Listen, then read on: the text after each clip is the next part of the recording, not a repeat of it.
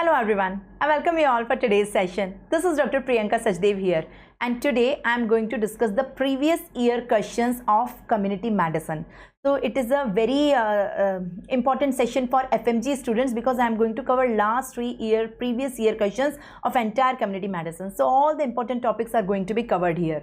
And you know my pattern of teaching, we will not discuss only question and answer, we will discuss that particular topic in detail. Because in your exam, it is not the question which is repeated, it is the topic that is repeated. So whatever topics are repeatedly asked, we would like to cover all those topics here. So let's start it. The first question is in front of you. Let me read the question. Best index for measurement health indicator in a society. What is the best measurement of health indicator in any particular society or a community? Is it under 5 mortality rate? Is it infant mortality rate? Is it child death rate or maternal mortality rate?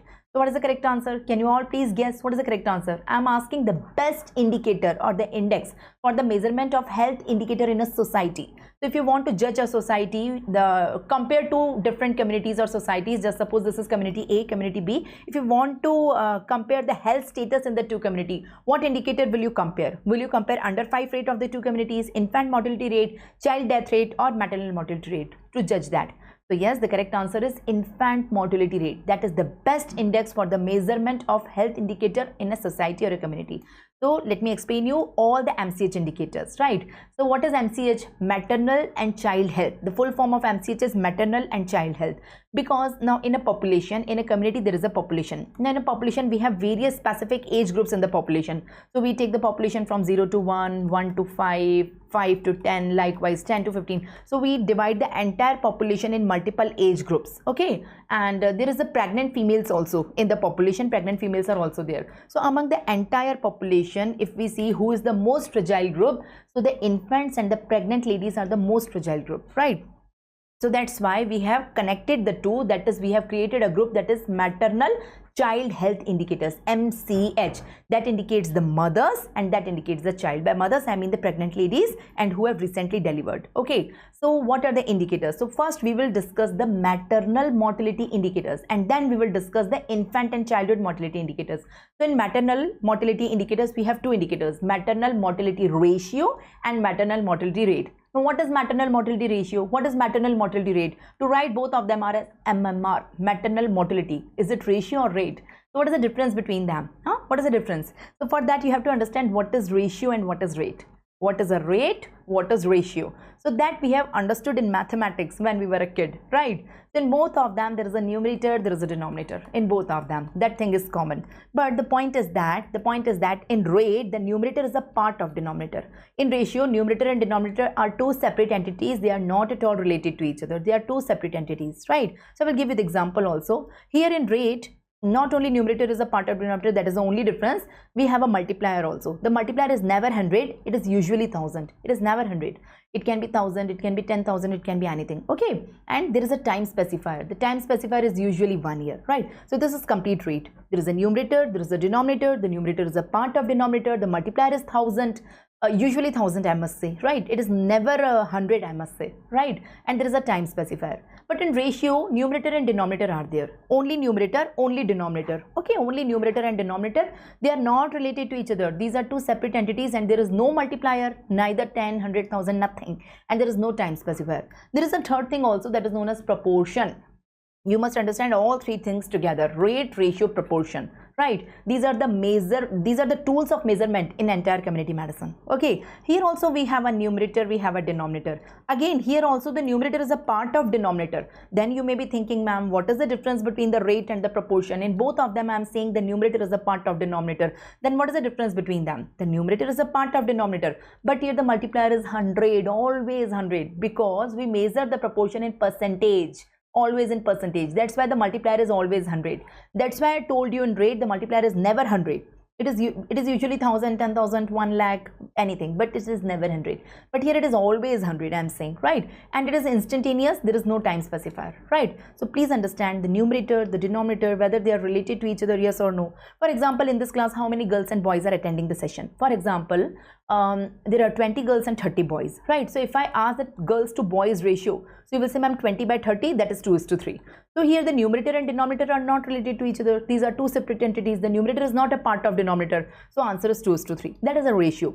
But if I ask you, what is the ratio of the girls upon total children attending the class, right? So you will say, ma'am, it's 2 upon the 20 and 30, so total 50, so 2 upon 5, right? So 20 upon 50, I must say. Okay, so I will say, ma'am, numerator is a part of denominator. You can understand that. So the girls who are attending the session are from the total students only. So you will say that 20 is a part of 50, right? And multiplier is 100. If I say multiplier is 100, so you will say answer is 40%. So I will say out of the class, total students, 40% are girls, and in the same way 60% are boys. So when numerator is a part of denominator and multiplier is 100, I will say it's a proportion. So if I take the ratio, I mean to say, if I take the ratio of girls is to boys, it's a ratio. And if I take the numerator and denominator as girls is to total or boys is to total, it will be a proportion. So I hope you got the difference between them, right? So basically I taught you 3 entities here. What 3 entities I taught you? I taught you there is a rate, there is a ratio, and there is a proportion. Let me summarize what I mean to say. What do you mean by rate? What do you mean by ratio? What do you mean by proportion? In all of them, there is a numerator and a denominator. In all of them, there is a numerator and denominator. The point is that in rate and in proportion, in both of them, the numerator is a part of denominator. But in ratio, numerator and denominator are 2 separate entities. They are not related to each other. Now come on the multiplier. There is a multiplier? Huh? Yes, multiplier we are having. So in rate, multiplier is never 100. It can be 1000 or anything but never 100. And in proportion, it's always 100 because proportion is always in percentage, right? And in ratio, we don't have any multiplier. What about the time specifier? Here we have a time specifier which is usually a 1 year. No time specifier, no time specifier. So that is the definition of rate, ratio, proportion. Now you will have a better understanding what is maternal mortality ratio and what is maternal mortality rate. So let me describe the 2 entities separately one by one. Let's start with maternal mortality ratio. Now you can understand here numerator is not a part of denominator. Let me tell you, it's a ratio. See, this is a ratio. So here there is a numerator. You can see there is a numerator. You can see there is a denominator. See, have a look on the numerator. Have a look on the denominator. Let me explain you. What is the numerator? The numerator is all the females of reproductive age group who are dying. They are either dying during pregnancy or dying at the time of the delivery. Or dying within 42 days after delivery due to any complication of pregnancy or delivery. Now if a female after delivery within 42 days she is dying, we are considering 42 days as a puerperal period. So if the female is dying because of the suicide or road traffic accident, I will not include that in MMR, in maternal mortality ratio. But if the female is dying within 40 days as a complication of pregnancy or delivery, I will consider here. So 3 deaths I am considering. All the females of reproductive age group who are dying either during pregnancy or during delivery, or within 42 days after delivery as a complication of pregnancy and delivery. You got my point? So that is the numerator. But the denominator is live birth. So numerator is different, denominator is different. They are not at all related to each other. The numerator is not a part of denominator, right? So this is a ratio because numerator and denominator are totally different, right? So this is, I am talking about maternal mortality ratio because numerator and denominator are not related to each other. Let's talk about maternal mortality rate simultaneously, right? Here the numerator is same. Let me tell you very clearly, numerator is same. So all the females of reproductive age group who are dying during pregnancy, during delivery or within 42 days after delivery as a complication of pregnancy and delivery. The numerator is same. But what is the denominator? Denominator is all the females of reproductive age group. That is, I will say 15 to 49. 15 to 49 years is considered as reproductive age group. So of course the females who are dying are the reproductive age female only. The female who are pregnant, who are delivering, who are within 42 days after delivery, they are from this group only. They are not aliens. So the numerator is the part of denominator here, you see, right? And here I will include a multiplier also, that is usually 1 lakh. Right? It is never 100. It is usually 1 lakh we include. We can include anything, and the time specifier is 1 year. The time specifier. Now you yourself decide what is the ratio, what is rate. So it is the denominator who is deciding. See here the denominator, see here the denominator. You can appreciate the denominator. The numerator in both the entities is same. Now you can understand why I am calling this as a ratio and why I am calling this as a rate. Got it? So that is the thing. Okay. So with this concept, you will have a better understanding now what is ratio and what is rate. What is maternal mortality ratio? What is maternal mortality rate? Now have a look on their definition. You can understand it better. So you can see in the maternal mortality ratio, have a look on the numerator and the denominator. The numerator is the number of the females who are dying during pregnancy, during delivery or within 42 days after delivery in the due to the complication of the pregnancy. The denominator is the live birth. You can see the numerator and denominator, they are absolutely separate entities.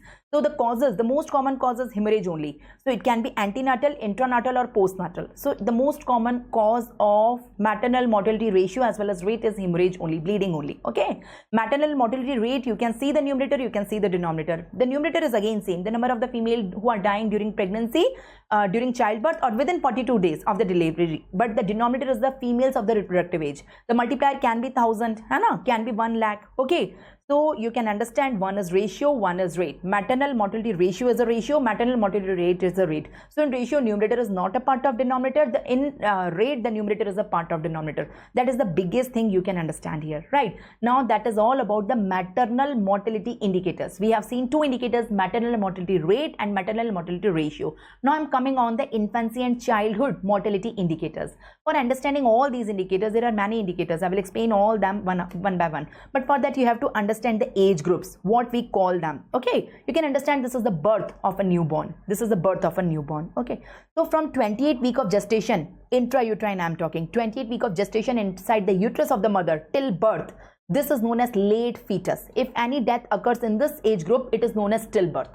If any death of any fetus occurring from 28 week of gestation till birth, okay, 28 week of gestation onwards. Now one more thing you have to understand here, 28 week of gestation, what is the weight of the child, what is the weight of the fetus, I mean at that gestational age. So we know as the gestational age increases, the weight of the fetus go on increasing. So here the weight of fetus is 1000 gram.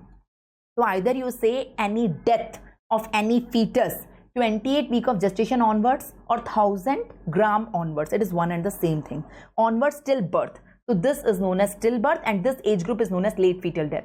So late fetal death is the stillbirth. Got it? Now from birth onwards, let's start from birth till 28 days. I'm not saying 1 month. There is a difference between 1 month and 28 days. 28 days means 4 weeks. So I'm saying 4 weeks. 7 into 4, 4 weeks. Right? 7 into 4 is equal to 28.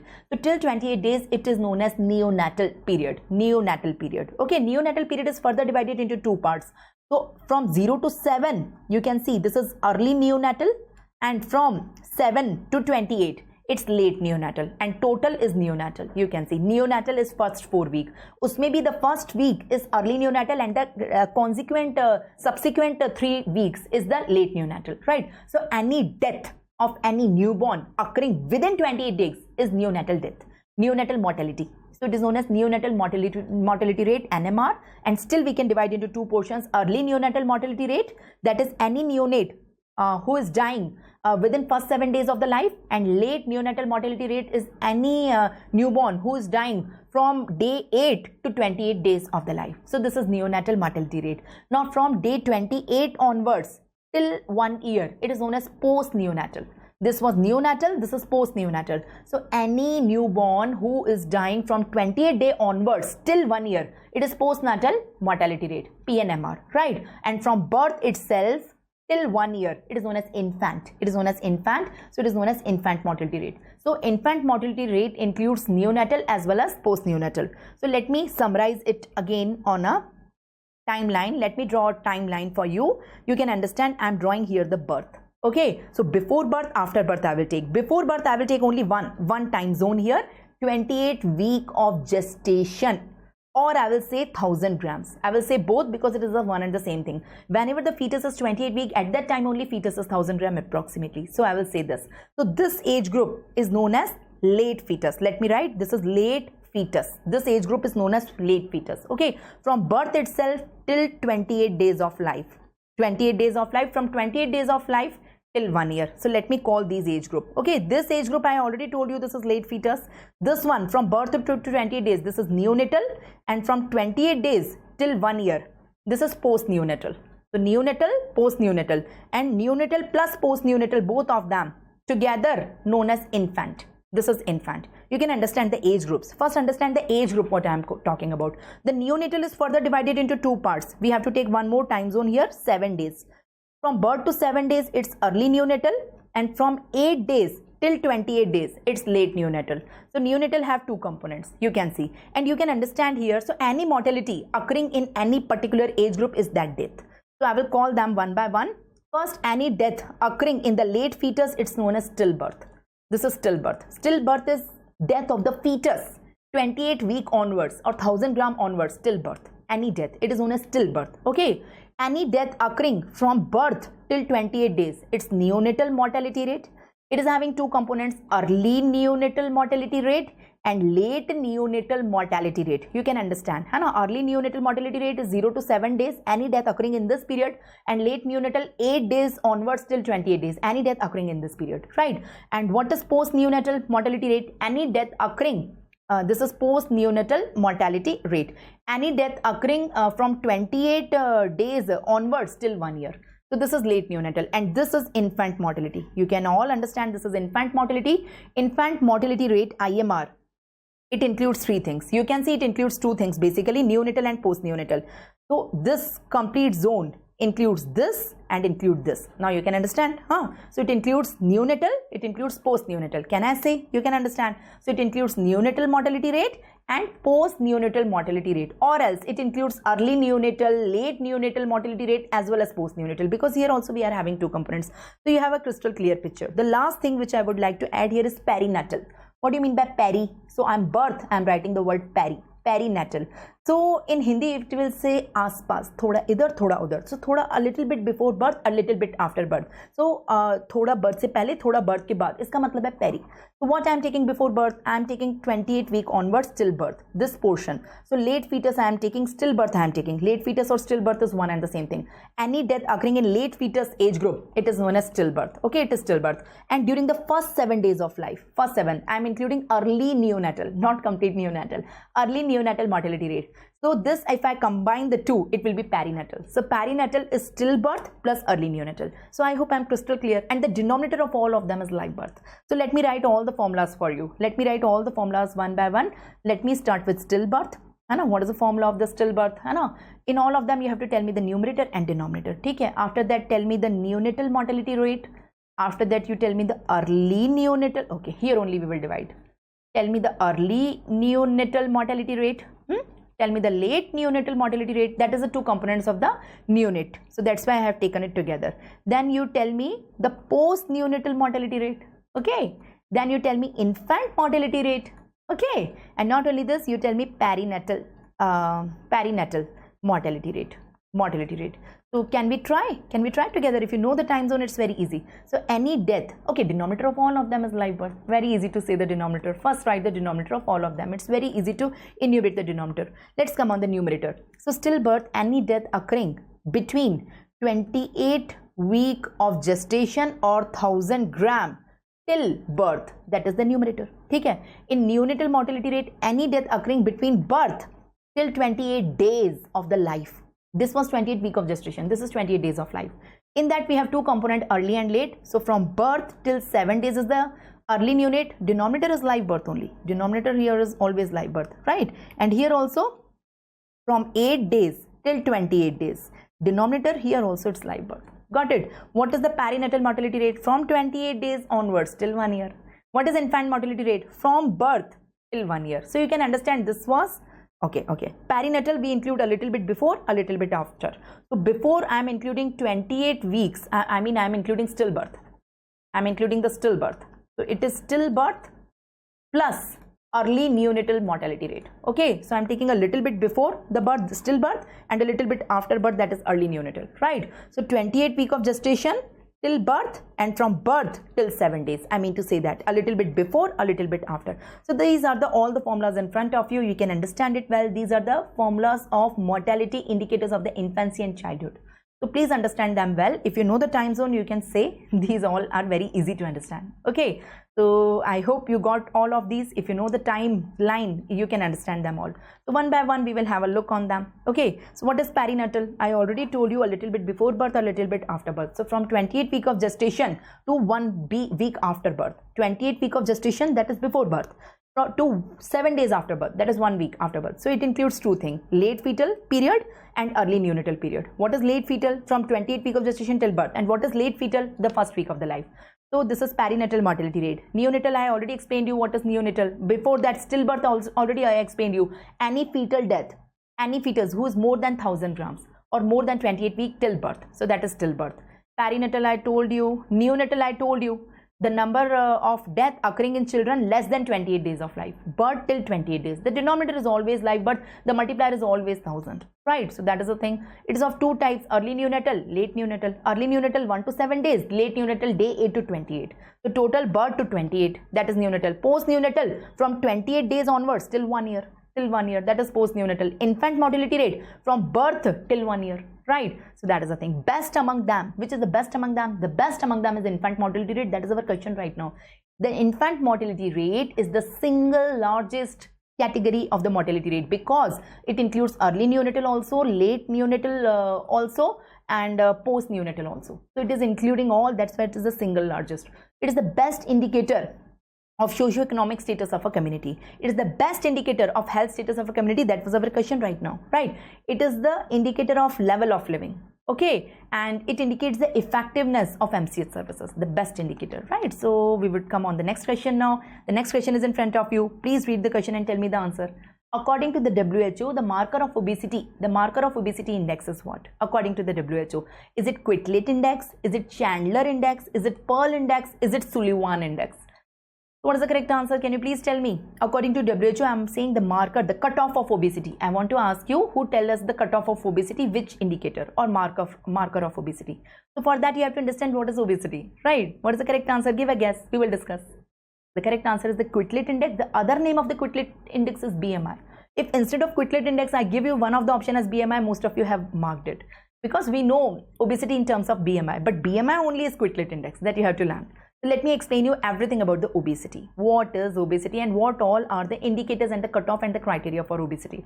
So first learn, for obesity we are having four different indicators, okay? The parameters to measure obesity, you can say, okay? So let's start. The first parameter, that is basal metabolic index, BMI. This is not only nationally accepted, it is the internationally accepted method for assessment of obesity. You cannot call obese to any person. There should be a parameter for measurement, or there should be a criteria to say it. So the first is BMI.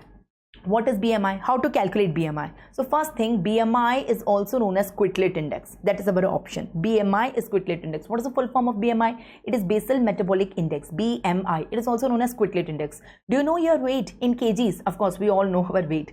So that is your numerator. Weight in kg, not in grams. And do you know your height, but not in feet? It should be in meters. Do you know that? So that should be your denominator, the height square in meters. So that is your BMI.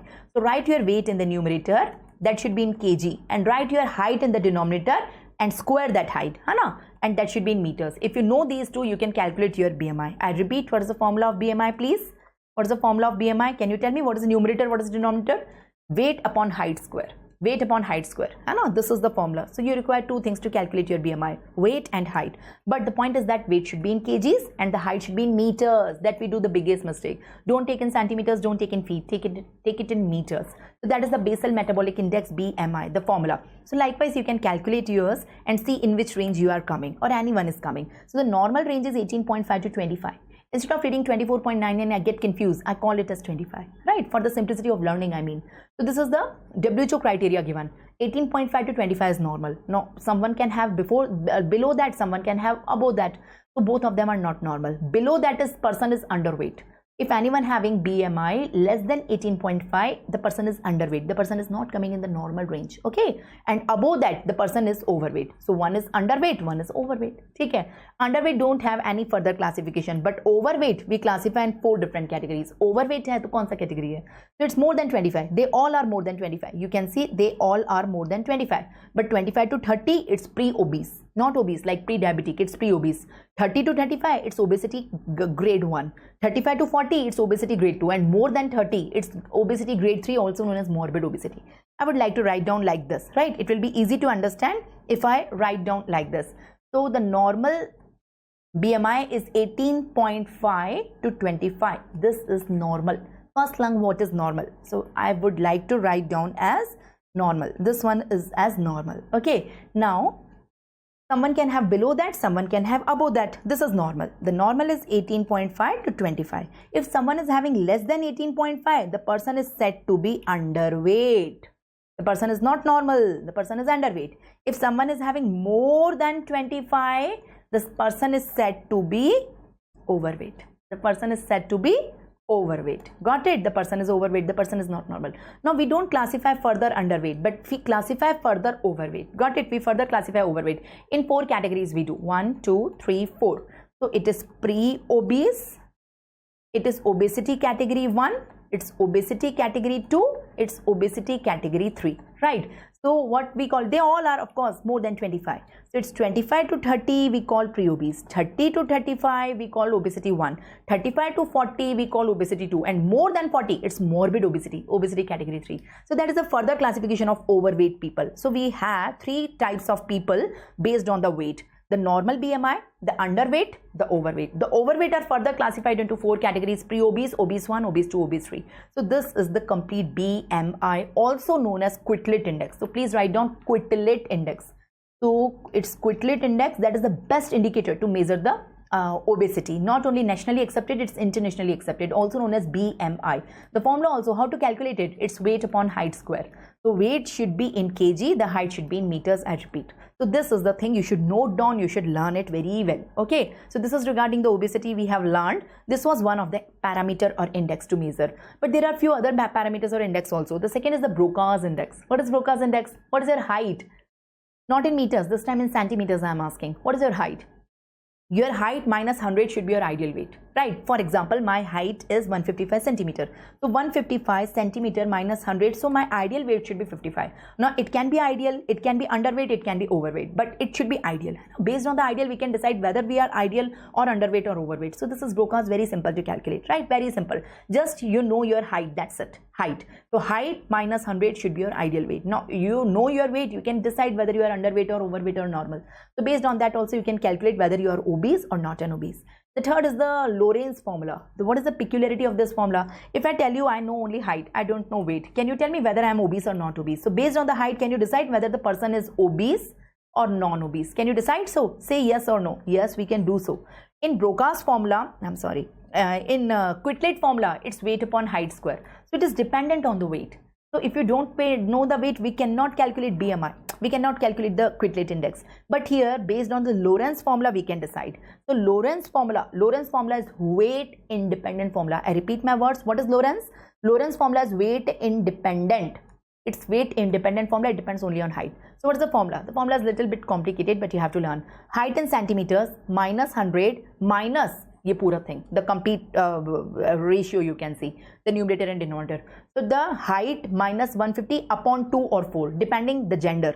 The gender is a woman, say 2, and the gender is a man, say 4. So let me write, it's height minus 100 minus again height minus 150 whole upon either 2 or 4, depending whether the person is male or female. So first do height minus 100 and then finally minus this fraction from that. So this is how you can calculate. For example, my height is 155. Let me try 155 minus 100 minus 155 minus 150 upon, we can say 2 for the female. So it will be 5 minus, what is this fraction? It will be 5 by 2, 2.5. So answer is 2.5, like that. So we can calculate for different people. So this is the Lorentz formula. So for 2, it's female for 2, and for male, the denominator is 4. So that's how you can decide. This is weight independent formula. Now, very few time you get question on that. You will not get the question on the formula or the numerical or calculation. You will get weight independent indicator of obesity. So answer is Lorentz formula. It depends on height only. That is the main important thing you have to learn there. And the last one is the corpuscle. Corpuscle mein, what is your actual weight? What is your desirable weight? Take a ratio. Ideally, it should be equal. Your actual weight should be equal to desirable weight. So they will cancel each out and answer is 1. So 1 is normal. It's normal. But up to 1.2 we consider normal. Up to 1.2. If your actual weight is little bit more than desirable weight and the ratio is 1.2, it's normal. But after 1.2, the person is called as obese. So again, it is weight dependent formula. It is corpuscle formula. So we have seen 4 formulas: BMI, Broca's formula, Lorentz formula, and corpuscle formula. The 5th one is the skin fold thickness, the last one. The last one is the skin fold thickness. So take the thickness of the skin. The thickness of the skin. The more obese is the people, more will be the subcutaneous fat, more will be the thick skin. That is the principle behind that. The lean and thin is the person. The person is not obese, the lean, the thin. Less is the subcutaneous fat, less is the thickness of the skin. So how to measure it? There is an instrument. Can you see? This is an instrument. The name of this instrument is known as Herpendon skin caliber. Herpendon. And where to measure it? Ideally, it should be measured at mid-tricep as shown in the figure. So this is mid-tricep. You can see at the mid-tricep, we are measuring it with the help of an instrument, Herpendon skin caliber. Ideally, you should measure at 4 different regions: bicep, tricep, subscapular and suprailiac, and then you should take the average. But if you can't measure at 4 and take the average, if you want to measure at 1, measure at mid-tricep. Mid-tricep is best to measure. What is the cutoff? It should be 18 millimeter in boys, within 18 millimeters. If it is more than 18 millimeters in boys, the boy is obese. And the cutoff for girls is 32. Because physiologically only in girls, in female gender, the subcutaneous fat is more as compared to males. So skin is more thicker in females as compared to males. That is physiological. But more than 32, it is considered as obese in female. So what we have learned? We have learned 5 different indicators of obesity. That is BMI, Broca's, Lorentz, corpuscle, and skin fold thickness. Let me try to write down all 5 for you. Can we try together? The 5 indicators of obesity. The first one is the BMI, also known as Quetelet index. Okay, Quetelet index. That is the first one. The second one I told you is the Broca's index. The third one I told you is the Lorentz index. The fourth one, the BMI, the Broca's, the Lorentz corpuscle.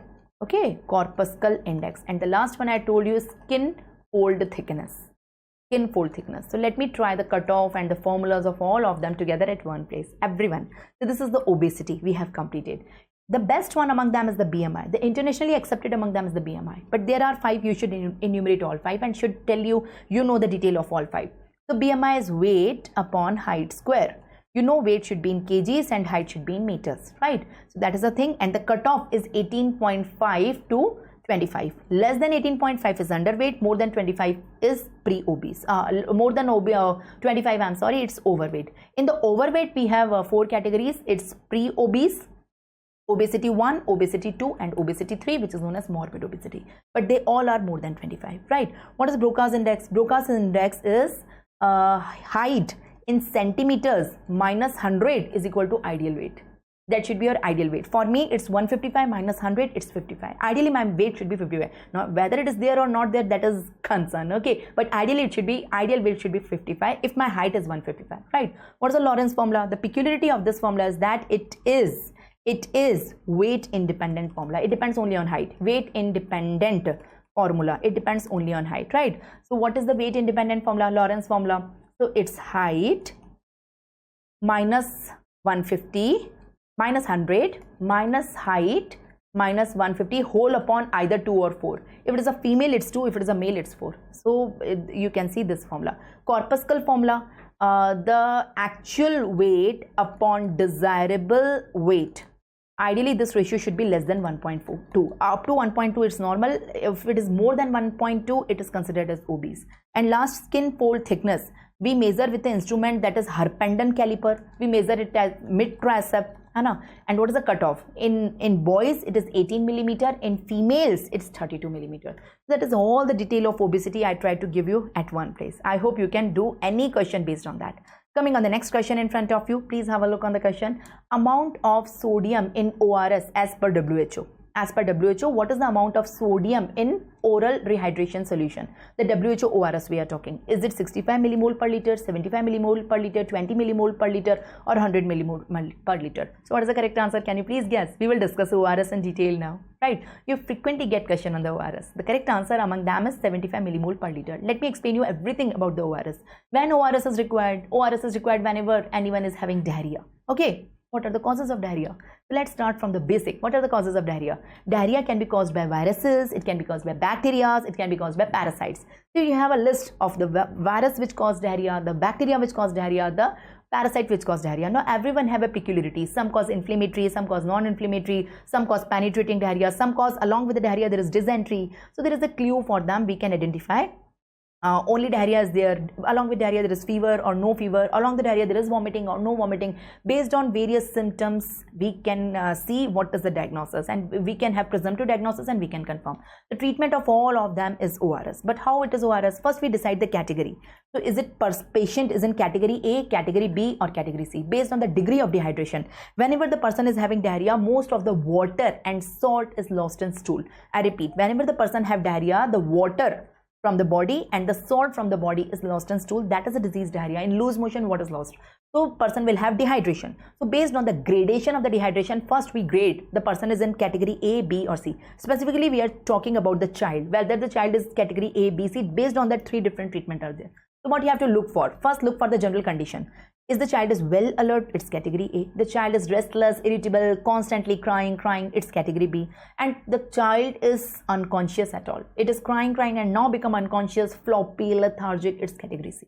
So category A, B, C. Look at the eyes. Eyes are normal. Now as the dehydration degree will be more severe, eye will get sunken inside the face. Inside the face it will be sunken inside. I don't have image, I forgot to put the image. So eyes will be sunken. In category it's normal. Here a little bit sunken, here it's deeply sunken. So looking at the face of the child you can decide. Look in the tears when the child is crying. So whenever the child cries, usually the tears come. So in a well hydrated child, the tears are present. But here tears are absent, here tears are absent. So whenever tears are absent, it can be category B or C. Ask the child to show you the tongue, the mouth and the tongue. Normally it should be moist, but here it is dry and here it is very dry. So looking at the tongue you can decide. Now is the child is thirsty or not thirsty? Your child is not thirsty, normally drinking water as usual. Your child is thirsty and drinking water abruptly, and here the child is very thirsty but unable to drink. So child is thirsty but able to drink, it's category B. Child is thirsty and unable to drink, it's category 3. And not thirsty is category A, right? Now the best indicator, make a skin pinch. See, I'm pinching myself. So whenever we pinch ourselves, you see, I'm pinching, right? So whenever we leave, the skin goes back. It is the elasticity of the skin. The skin is elastic. See, we all have elastic skin. We have a pinch, the pinch goes back. See, it is going back as soon as possible. It is going back because the skin is hydrated and it is elastic, right? But whenever the skin is dehydrated, the elasticity is lost, and whenever you make a pinch, slowly it goes back. So you have to see the time after which the skin pinch is going back. So make a pinch over the child.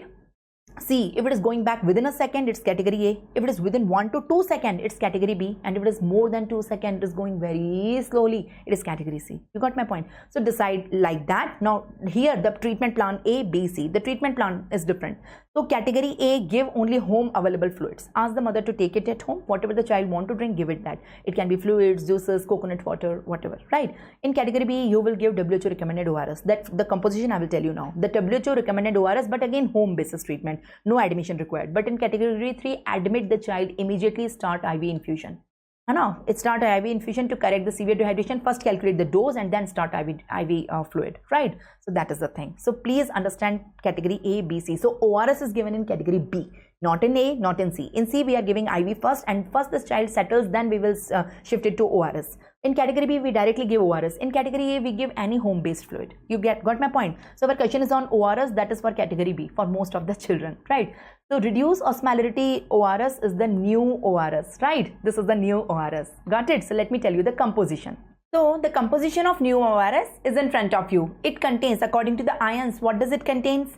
It contains sodium, it contains chloride. You can see, let me mark just a second. It contains sodium, chloride, potassium, citrate and glucose. So you have to learn the amount in millimole per liter. So sodium is 75 millimole per liter. Glucose is also 75 millimole per liter. So glucose and sodium both are 75. Chloride is 65 millimole per liter. Potassium is 20 and citrate is 10. If you add all of them, total will be 245. So this is the reduced osmolarity new ORS. You have to learn composition wise. Sodium is 75, glucose is 75, chloride is 65, potassium is 20 and citrate is 10. So this is the complete composition. We will try to write it down.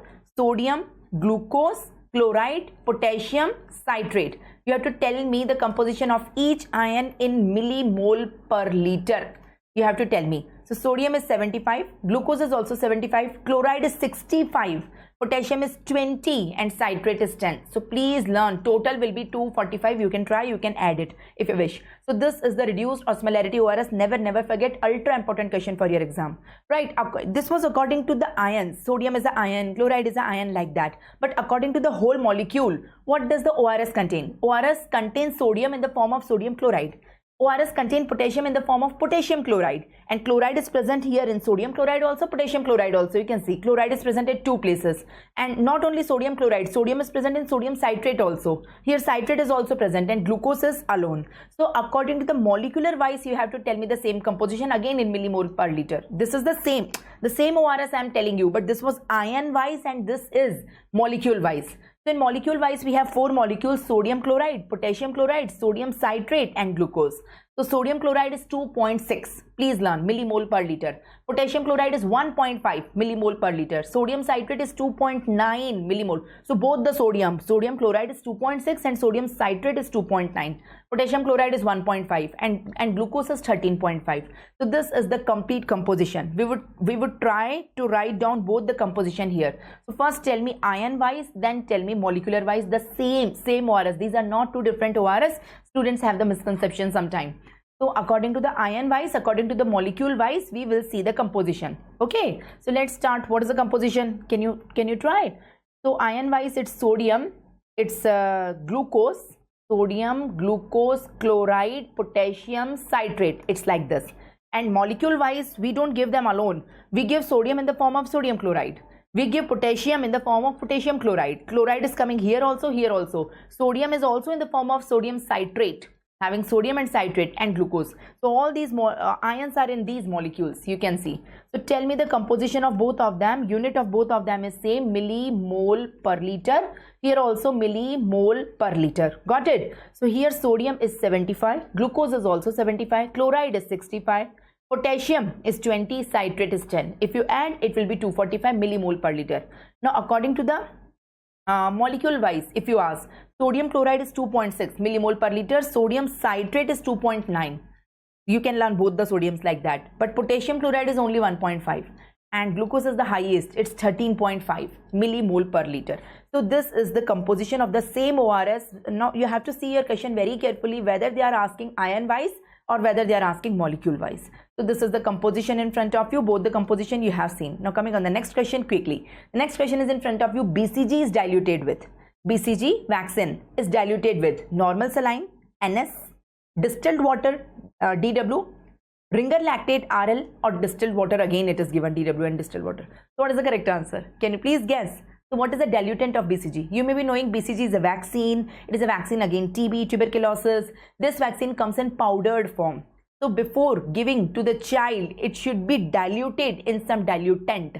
So what is the diluent? So correct answer is normal saline. So let me give you a brief everything about the vaccine. Okay, so let's start. BCG, the first vaccine which is in our question only. So BCG, what is the strain of BCG? The strain of BCG is Danish 1331. It is obtained from Mycobacterium bovis, not from Mycobacterium tuberculosis. Mycobacterium bovis from Guindy it is obtained, and the standard strain, the universal strain is Danish 1331. The diluent is normal saline and it is always given intradermal. It is always given intradermal. Intradermal means like this. It is not even subcutaneous, not intramuscular, not IV. It is intradermal. Learn the route. And it is given in left upper arm. You can see. So the vaccine is provided along with the diluent. The vaccine is in the form of the powder. So before it is giving, it has to be diluted. So the diluent is given. The diluent here which is given, you can see it is given in left upper arm. Can you see? Left upper arm, and it is given intradermal.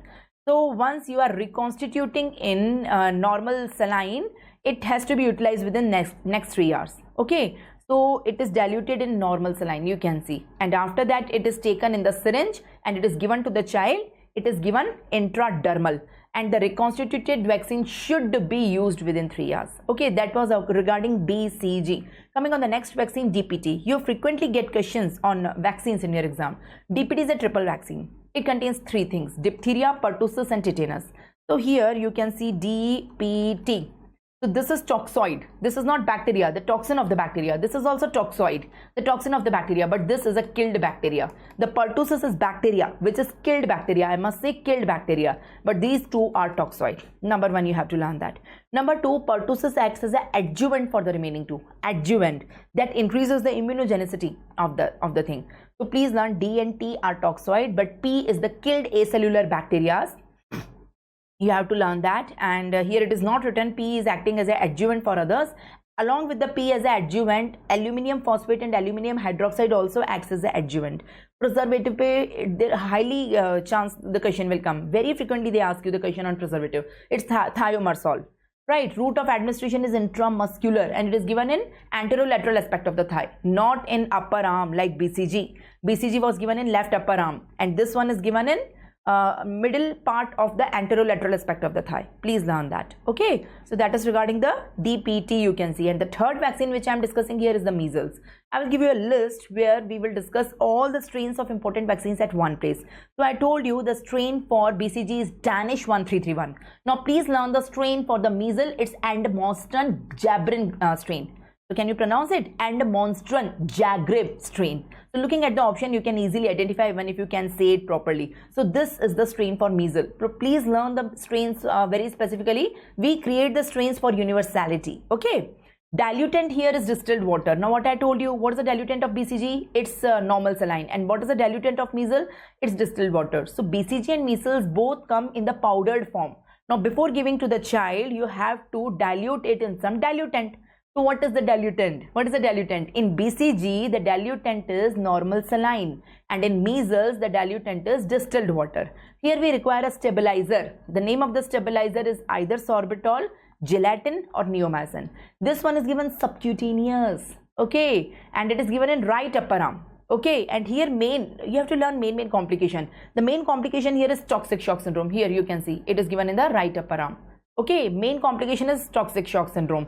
In DPT, the main complication was neurological adverse reactions can be there. Okay, and in BCG, the main complication was ulcer, suppurative lymphadenitis. You know, there is an ulcer whenever BCG is given, and gradually there will be a scar. Okay, so please learn BCG, please learn DPT, please learn measles. I request you to make a comparative table between them.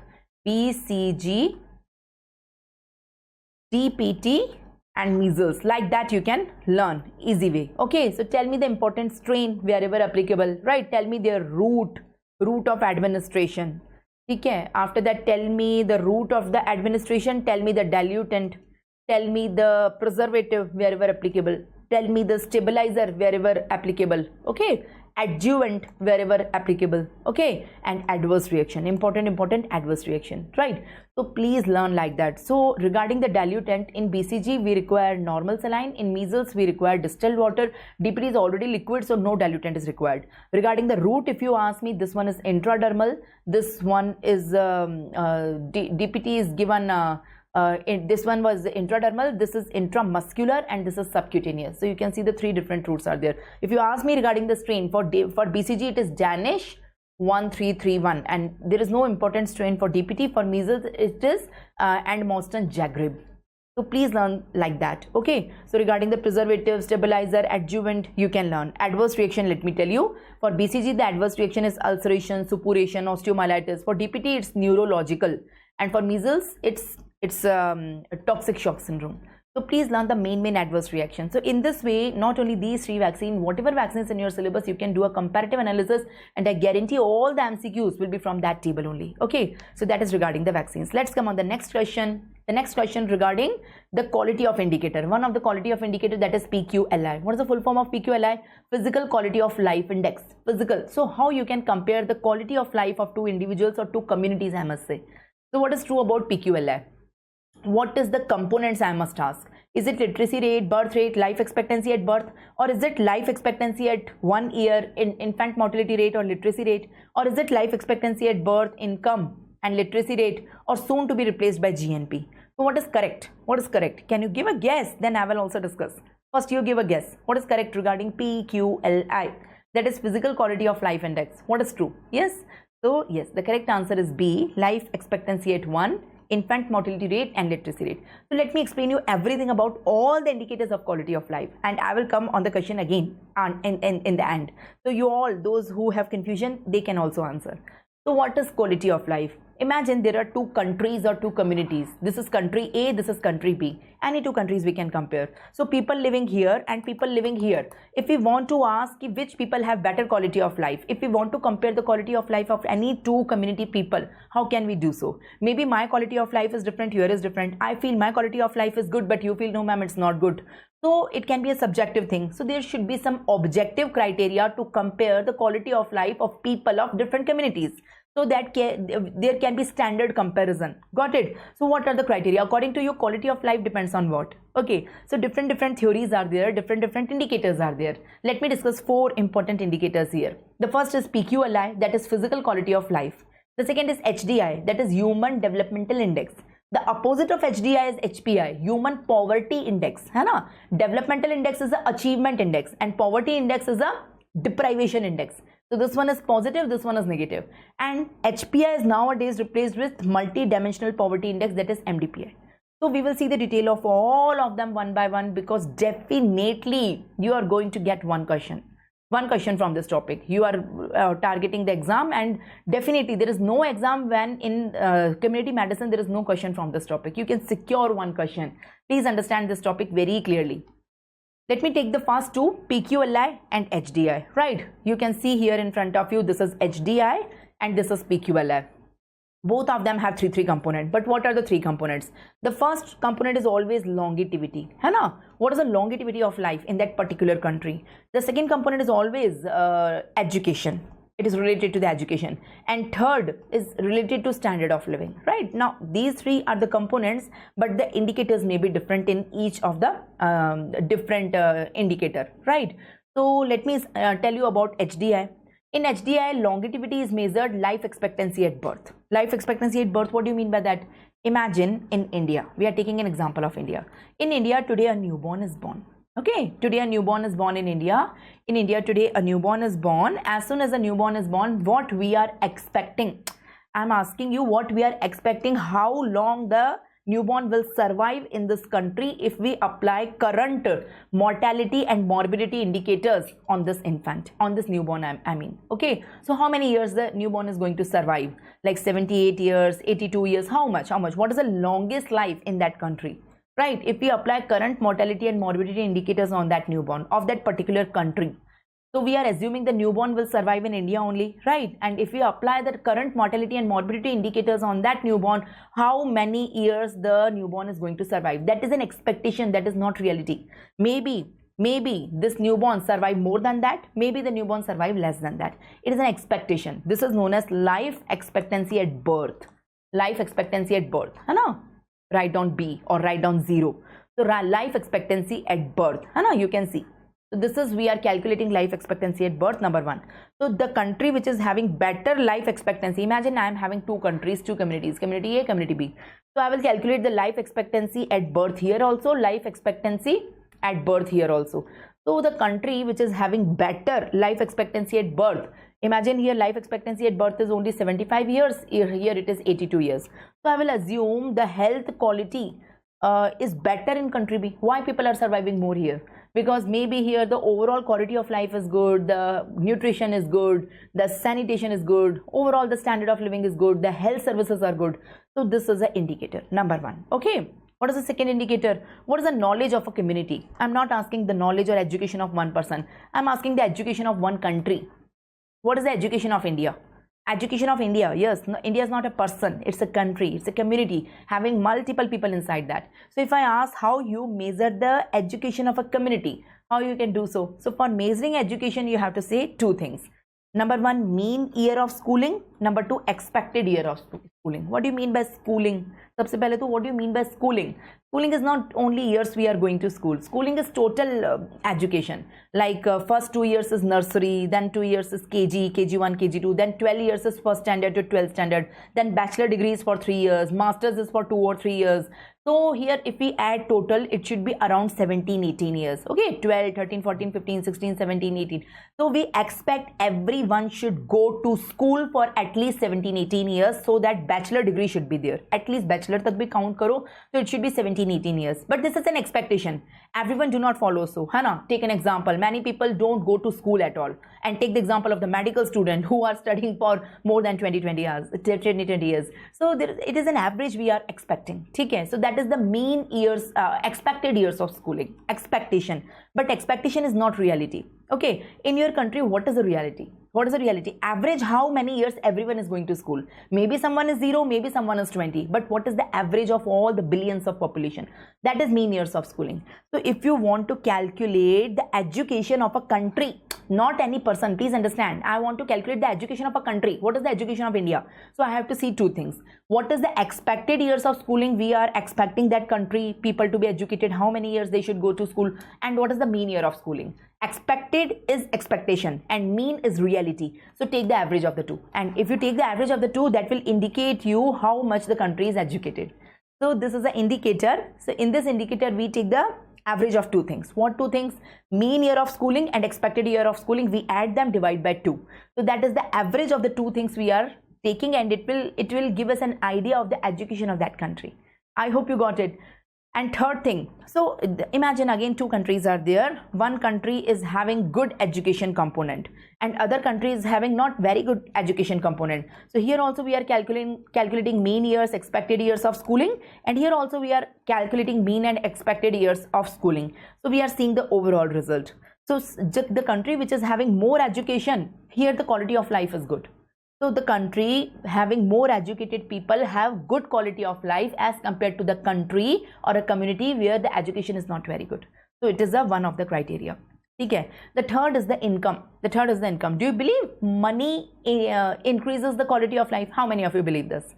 Money is required for a good quality of life. Is it right or wrong?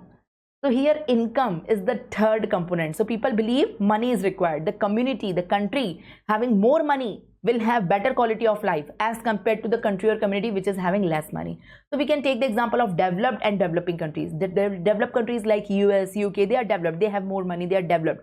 And the developing countries is like India and other countries. So what do you think? So money is required? Yes, of course. According to HDI, the money is required. The money is taken as GDP or GNP. So this will require for standard of living. More money, more income, more good standard of living, less money, less standard of living. So what are the three components we have taken? For longevity, we have to see the longevity, we have to see the education, we have to see the standard of living. So in HDI we have seen the three components. For longevity, we have taken life expectancy at birth. For education, we have taken mean years of schooling, expected years of schooling divided by 2. And for standard of living, we have taken income, right? Now let's see the same three things. Let's see the same three things for PQLI. In PQLI, we don't take longevity at birth. No, we take longevity at 1 year. Whenever infancy is already crossed, we are taking it at, I will tell you the reason. We are taking longevity at 1 year. So when the child is celebrating the first birthday, on the first birthday, we are expecting how many more years? 1 year to already survive now. The child is celebrating the first birthday. The child has already crossed the infancy. Okay. Till 1 year it is infancy. The child has already crossed the infancy. Now at first birthday, we are expecting how many more years this child is going to survive. If we apply current mortality and morbidity of the country on this child. So that is again an expectation, not a reality. So life expectancy at 1 we will take, right? And number 2, education. We don't take years of schooling here. We take literacy rate. Among your country people, how many are literate? That is the literacy rate. How many are literate? You will say, ma'am, who is a literate? Who is a literate? Let me ask you a question. Are you literate? Am I literate? Who is a literate? It should be objective definition now. So any person who can read, who can write, and who can understand at least one language. The language can be anything. It can be English, it can be Punjabi, it can be Marathi, it can be any language. Got my point? So any person who can read, write, and understand all three things, at least in one language, the person should be literate. Now in India or in many countries, you may have seen the people who it's very easy for them to read. But if you ask them to write, they will say, no, I cannot write it. I can read it, I can understand it, but writing, no, I cannot write it. So I will say the person is illiterate. No. For literacy, the three components are required. The person should read, write, and understand at least one language. If it is more than one language, it's good, but at least one language, right? What about kids?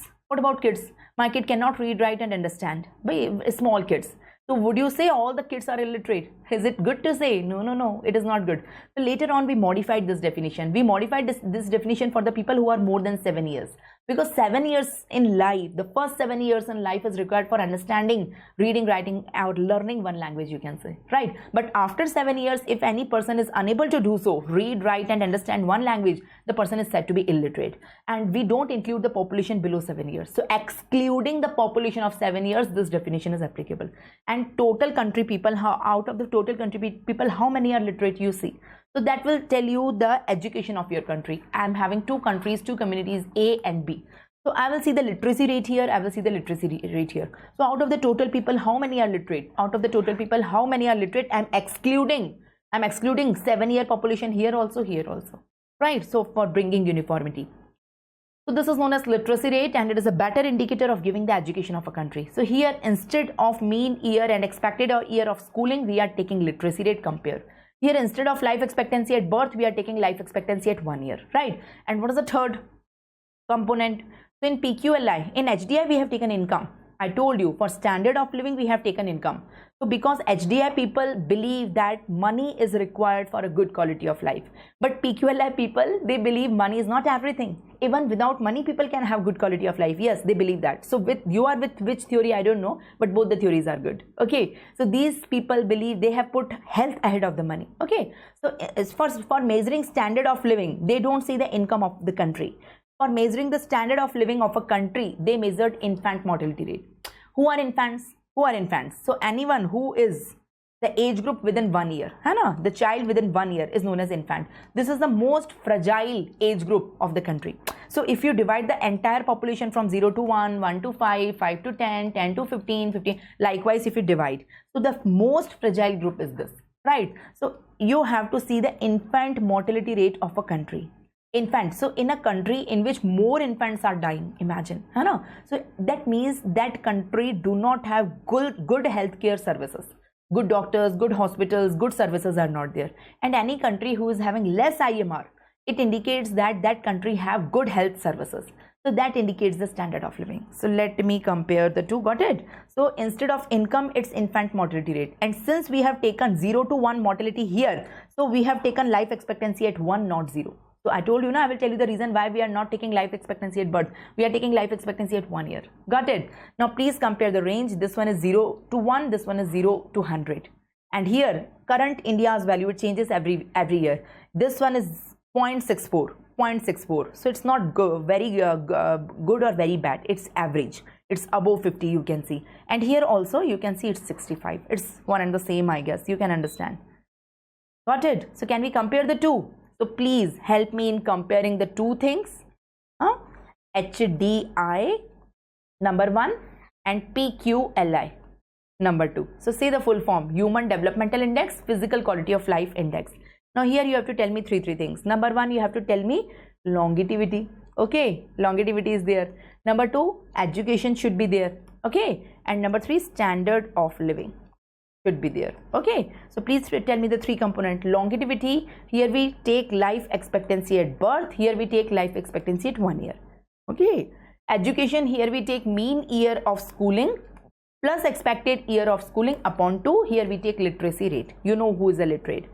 For standard of living, here we take income, and here we take infant mortality rate. Both are II, but things are different. They believe money is required, they believe money is not required for a good quality of life. So you have to take the three components, these, and see, you can compare the quality of life in two different communities. Here we measure it from 0 to 1, this one is measured from 0 to 100. 0 is worse in both the cases, and 1 is best, here 100 is best. Got it? Here 0 to 1, India's value is 0.64, and here 0 to 100, India's value is 65. So please learn that very thoroughly. So we are done with the two important indicators. The same detail is given in front of you. Just a second. Have a look. So PQLI, we have already seen PQLI, the three components: life expectancy at 1, literacy rate, and infant mortality rate. We have already seen. We measure it from 0 to 100. We have seen 0 means worse and 100 means best. India's value is 65, and these are the people who believe that money is not everything. Money is not required for a good quality of life, and it is not taking, that's why, as a indicator. The money, the per capita is not taken. The second is HDI. We have already seen. HDI is an indicator of achievement. So here we have taken life expectancy at birth, we have taken mean years of schooling and expected years of schooling, the average of that, and GNI per capita, that is income. It ranges from 0 to 1. 0 is worse, 1 is best. India's value is 0.640. So we have already seen that, right? Now the third one is Human Poverty Index. From what first we have seen PQLI, the second we have seen HDI, and now I'm telling you HPI, Human Poverty Index. So this one was Human Developmental Index, this one is Human Poverty Index. So these are two complementary to each other. This is an indicator of achievement, and this is an indicator of deprivation. Please understand. Now there is a glass, understand like that. There is a glass that is half filled with water. Now there are two ways to express this thing, to say this thing, I mean to say. Either you say, ma'am, the glass is half filled, or you say the glass is half empty. Both are correct. No one is wrong. It is only the perspective. So in HDI, it is an indicator of achievement. We can see what we have. And in HPI, Human Poverty Index, it is an indicator of deprivation. It is an indicator of deprivation. It says what we don't have. We means the community, the country don't have. So if you want to compare the quality of life of two countries, there are two ways. And community A, community B. Either see what these communities have and compare them, or see what these communities don't have and compare them, right? So instead of achievement, we are looking for deprivation. So deprivation is Human Poverty Index, and it is complementary to HDI. HDI and HPI are opposite to each other. HPI and HDI are complementary to each other. One is deprivation, one is achievement. This one measured from 0 to 100. This one is also measured from 0 to 100. 0 is worse and 100 is best, right? So that is the HPI. Now it is of two types, HPI1, HPI2. HPI1 is for developing country, HPI2 for developed, but I'm not telling you the components of that. Don't learn that, because it is nowadays replaced by Human Multidimensional Poverty Index, that is MDPI. It is replaced, totally replaced by MDPI. Okay, Multidimensional Poverty Index from 2018 onwards, it is replaced. So MDPI has replaced HPI, right? Here also we are having the same three components. We are having health, education and standard of living. For health, we are having two indicators, nutrition and child mortality. For education also we have two indicators, the years of schooling and school attendance. Okay. And third is standard of living. Standard of living may we have cooking fuel, sanitation, drinking water, electricity, housing, assets. Does the people have kacha house or pakka house? Electricity, where the people whom have electricity facility or not. Drinking water, is the drinking water is safe to drink or not? Sanitation, cooking fuel is present or not present? So these are the 6. So 6 plus 2 plus 2, total 10 indicators. Don't mug up, total 10 indicators are there.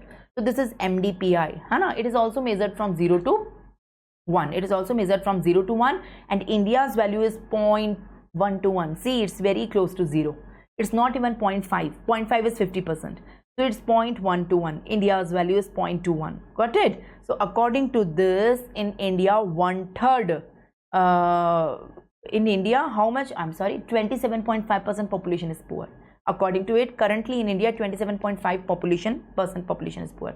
So we are done with these indicators. We will try to revise them quickly. Can we revise them quickly? Yes? Can you help me in revision? So we have seen HDI, we have seen PQLI. After that, we have seen Human Poverty Index, but we have not seen the details 1 and 2. And in the end, we have seen MDPI, right? I want you to tell me the three components. Number 1, you have to tell me the longevity or health.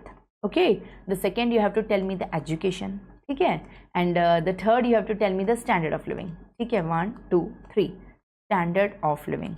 Not only this, you have to tell me the value, the current value of India. You have to tell me the range and the current value. So let's start it. Let me summarize. Everyone with me, I request all of you to make this chart with me. So please start. In HDI, we take life expectancy at birth, right? Here we take life expectancy at 1 year. For education, here we take mean years of schooling plus expected years of schooling upon 2. Here we take literacy rate. Okay. For standard of living, here we take income, and here we take infant mortality rate. Okay. HPI may we see deprivation, it's opposite of HDI, but don't go in the detail. In MDPI, the same 3 components are there. So for health, there are 2 indicators, that is nutrition and child mortality rate. For education, also 2 indicators are there, that is schooling years, mean and expected, I don't know, schooling years and school attendance. And for standard of living, there were 6 indicators, the cooking fuel, the water, the sanitation, the electricity, the assets, all these. So these are the 6. So total 10 indicators are there. 2 plus 2 plus 6. You have to learn like that. Regarding range, this one is 0 to 1. This one is 0 to 100. This one is again 0 to 1. Regarding the India's value, you have to learn. This one is 0.640. This one is 65. This one is 0.121. According to this, in India, 27.5% of the population is coming in poor category. So please learn this very, very thoroughly. You are going to get one question from this. That is my guarantee. Okay, so I guess we should move on the next question. The next question is in front of you. Who is the father of the public health? Is it TB? Is it cholera? Is it malaria? Or is it a plague? All four are diseases. So the father of public health is not a person, it's a disease, right? You should know all the fathers here in the entire community medicine. What is the correct answer here? The correct answer here is cholera. The father of the public health is cholera. Let me explain you. I want to give you this list. Okay, so here you can see all the fathers. Let me simplify. Don't worry, let me simplify. See, the father of the Indian medicine, the father of the modern medicine. First, learn this. The father of the Indian surgery, the father of the modern surgery. Right? Father of Indian medicine, father of modern. So father of Indian medicine is 𝗏𝗏. Never forget 𝗏𝗏. And father of modern medicine is Hippocrates. Both are PYQs. You have to be very specific for your question. Read your question very thoroughly. Whether they are asking father of Indian medicine or they are asking father of modern medicine, answer will differ. And in the option you will get both. Indian medicine is 𝗏𝗏. Okay, and modern medicine is Hippocrates. Got it? Father of Indian surgery is 𝗪∐𝗏. Indian surgery is 𝗪∐𝗏 and modern surgery is 𝗵𝗵𝗺. So please learn. Okay, and who is the god of medicine? It's 𝗦𝗃𝗃, the god of the medicine, the god of the medicine, god of health, you can say. It's 𝗦𝗃𝗃. For 𝗦𝗃𝗃 we celebrate a festival that is 𝗦𝗃𝗃. Just before Diwali, a day before Diwali, we celebrate a festival that is known as 𝗦𝗃𝗃. On 𝗦𝗃𝗃 we worship health. We should worship health. Most of the people worship money on this day. I don't know why. We should worship health because it is the birthday of this god, the god of the medicine. Okay, so please learn that very thoroughly. The father of the epidemiology or modern epidemiology is John Snow. You cannot forget that. The father of the epidemiology. Now, who is the father of bacteriology? It's Louis Pasteur. The father of the biology, Aristotle. The father of the genetics, Mendel. We read the Mendelian laws. Okay, Gregor Mendel. The father of anatomy, it's Berzelius. The father of physiology, it's Bernold. The father of the psychoanalysis, Sigmund Freud. And homeopathy pe bhi PYQ hai. It's 𝗏𝗏𝗃𝗃. It's also a PYQ. I request you to read it at least once or twice before going to your exam. You don't have to write it. It will be there in your option. But you have to identify one of the four options. Got it? Not only this, from the history chapter, you have to learn some discoveries, inventions and development also. So let me tell you this. Let me decode this also. So you tell me who coined the term vaccine, who coined the term vaccination. Yes, there is a difference. You have to be very specific. Who coined the term vaccine and who coined the term vaccination. The term vaccine is coined by Louis Pasteur and the term vaccination is coined by Edward Jenner. So please learn it very thoroughly. Please. Vaccine अलग है, vaccination अलग है. And first vaccine किसने discover किया? Edward Jenner नहीं. Which vaccine? Smallpox. So 4 question. है ना? Who's the who coined the term vaccine? Who coined the term vaccination? ठीक है? Who discovered first vaccine? And which vaccine? Name the vaccine. So the term vaccine is coined by Louis Pasteur, but vaccination is coined by Edward Jenner. The first vaccine is also discovered by Edward Jenner and it is against smallpox. Believe me, all 4 are PYQs and you usually get confused in that. So please learn it. Okay, there are 3 vaccines. The name of the vaccine is 𝗏. Cholera, anthrax and rabies. Cholera, anthrax and rabies. These 3 are discovered by Louis Pasteur. Smallpox vaccine is discovered by Edward Jenner, but 𝗏 vaccine is discovered by Louis Pasteur. Okay, polio vaccine is discovered by Salk. First antibiotic, that is penicillin, the father of the antibiotic, is discovered by Alexander Fleming. Growth chart discovered by David Morley. Homeopathy is discovered by Samuel Hahnemann, that is the father of homeopathy. Blood grouping is discovered by Landsteiner. Okay, so please read this list. Read this list twice or thrice, read it. Okay, not only this, you have to learn the important books and their authors. So I'm providing you this list. It is provided in the notes already. Okay, have a look on the notes. I'm not reading it. These are the important books. You can get it. The book on healing is written by Air, Water and Place. This book is written by Hippocrates. It's a PYQ. 𝗏𝗏 Samhita is written, of course, by 𝗏𝗏. So Ayurvedic text in Nidan is written by Madhav. So these all are your PYQs. Please learn that. Okay. Coming on the next question. I guess next question do not need any explanation. You already know the answer. Read the question. HDI consists of all except. Just now I told you, HDI. So what is not a component of HDI? Is it real GDP per capita income? Is it life expectancy at birth? Is it mean year of schooling and expected year of schooling? Or is the range is 0 to 100? What is not included? What is incorrect, I mean? So I guess you all are correct. The range is never 0 to 100. The range is 0 to 1. And the remaining 3 are the components, right? So we take life expectancy at birth as a longevity. We take standard of living. For that we take the income, GDP. And for education we take mean and expected years of schooling. So remaining 3 are the components, you can see. But it's 0 to 1. Please highlight. It's 0 to 1. It's not 0 to 100. So I guess no explanation is needed and we have seen it very clearly. Now coming on the next question. The next question is in front of you. In iceberg phenomenon, the submerged portion present what? Is it undiagnosed cases in the community, diagnosed cases in the community, clinical cases that physicians see, and clinical cases that investigators see? What is the correct answer? Can you please give a guess? Once you give a guess, I will give you the explanation. What is the correct answer, please? What is the correct answer, please? So in iceberg phenomenon, yes, the submerged portion represent the undiagnosed cases in the community. Absolutely right. So let me explain you what is iceberg phenomenon. What do you mean by iceberg phenomenon? Can you see, have you ever seen an iceberg? Iceberg floating in water. So whenever you see the iceberg floating in water, you hardly see any tip, a small portion of tip, and there is a large portion which is submerged. So a small portion is visible, which is outside. A small portion is visible. It is above the water line, right? This is the visible portion, and a large portion, it is submerged. The submerged one is invisible. So this is the diagram of an iceberg. This is known as typical iceberg, which is floating in water. So you will see, ma'am, how this iceberg is related here in the community medicine. So let me compare the diseases in the community, with this iceberg. So, you know, there are many people who are diseased. They come to the doctor. Doctor, I'm having some symptoms, some problems, something abnormality. So kindly check me. First, make the diagnosis. Give me the treatment. What is the prognosis? So all the visible cases is this. All the diagnosed cases. These are the cases who have the symptoms. These are the cases who have the sign. These are the symptoms in which we have done the diagnosis and we have given the treatment. Okay. So this is the visible. But you see, it's a very small portion on which we are fighting that who's patient and all that. It's a very small portion. The biggest portion is invisible. So the invisible people, the invisible portion is asymptomatic cases. There are many asymptomatic cases in the community. Maybe I'm having some disease, but I don't have any symptom. I'm asymptomatic. So how I come to know that I have the disease, right?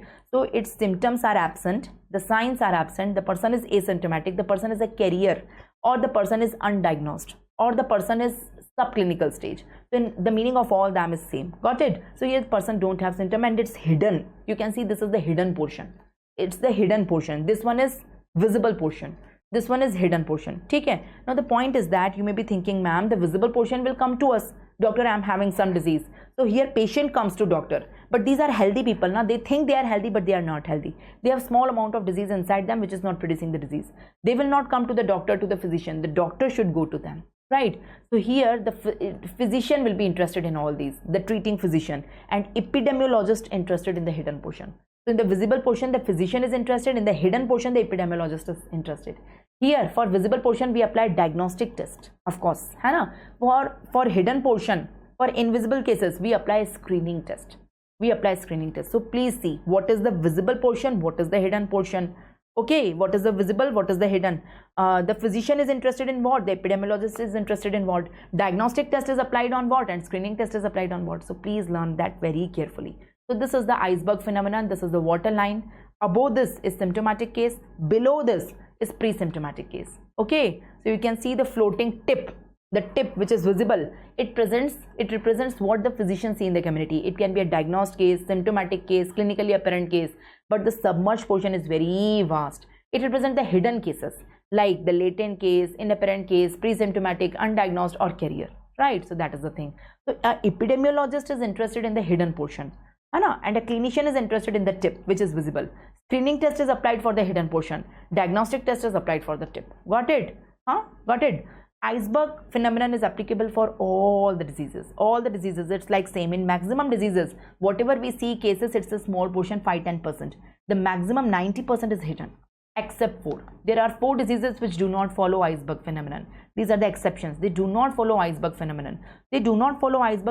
I mean they are all or none. If they happen, they don't have carrier. Rabies, if someone is having rabies, the person is going to present. There is not case, subclinical case or hidden case or latent case or asymptomatic case.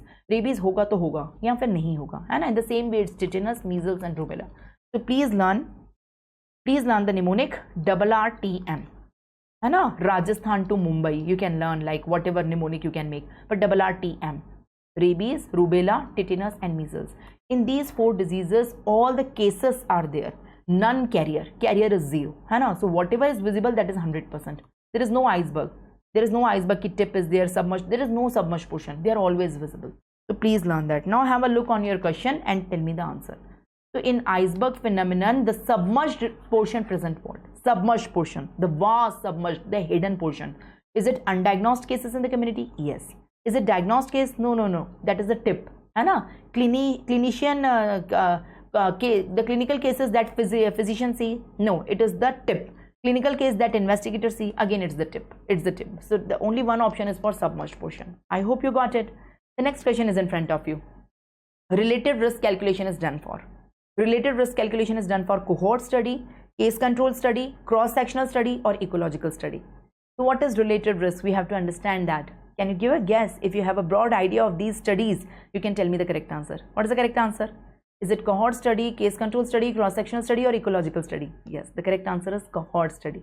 So let me tell you completely about the studies.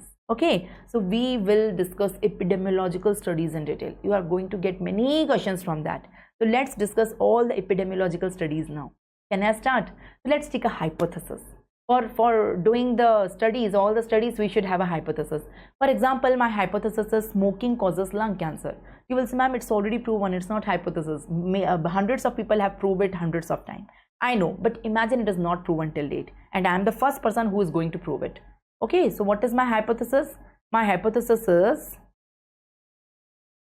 smoking causes lung cancer. Okay, smoking causes lung cancer. This is my hypothesis. This is my hypothesis. It's not proven, just suppose. So there is a cause which is leading to an effect. The cause is the smoking, the effect is the lung cancer. Or else I can say there is a risk factor which is leading to disease. Or else I can say there is exposure which is leading to disease. So to smoking, I can say smoking is a cause, it's a risk factor, it's exposure. The meaning is same. And to the lung cancer, I must say it's a effect, it's a disease. The meaning is the same. So smoking causes lung cancer. That's a hypothesis. I want to prove it, right? So I am having two studies to do that. I can do a case control study. I can do a cohort study. One by one, we will see the design of them and we will see how to interpret. So see, this is a design of case control study. Can you see? This is a design of case control study. So this is your first thing, you have to decide your population. What is your population? Whatever is your population, first decide your population. Just suppose my population is Mumbai. My population is this portion of the community. So I should define my population. Just suppose I am the investigator and I want to prove that smoking leads to lung cancer. So first I will decide my population. From my population, I will call 100 cases and ask them to stand by this side. Who is a case? All the people who have lung cancer, who have the disease are my cases. So these are the people, they have lung cancer. And I will call 100 control and I will ask them to stand this side. Who are control? Who do not have lung cancer. They can have other diseases. They can have TB, they can have malaria or anything, but they do not have lung cancer. So the people having lung cancer, they are my cases, and the people who do not have lung cancer, they are my control. So I have called 100 cases, 100 control. They are, just imagine, I'm sitting in my office and I'm doing this study, the epidemiological study. My hypothesis, I want to prove that smoking leads to lung cancer. So what I supposed to do? From my population, first I will decide my population. From my population, I will call 100 cases, I will call 100 control. So now each of them, I will call them one by one. In each of them, I will call them one by one, and one by one, I will take the history. Do you smoke? Say yes or no.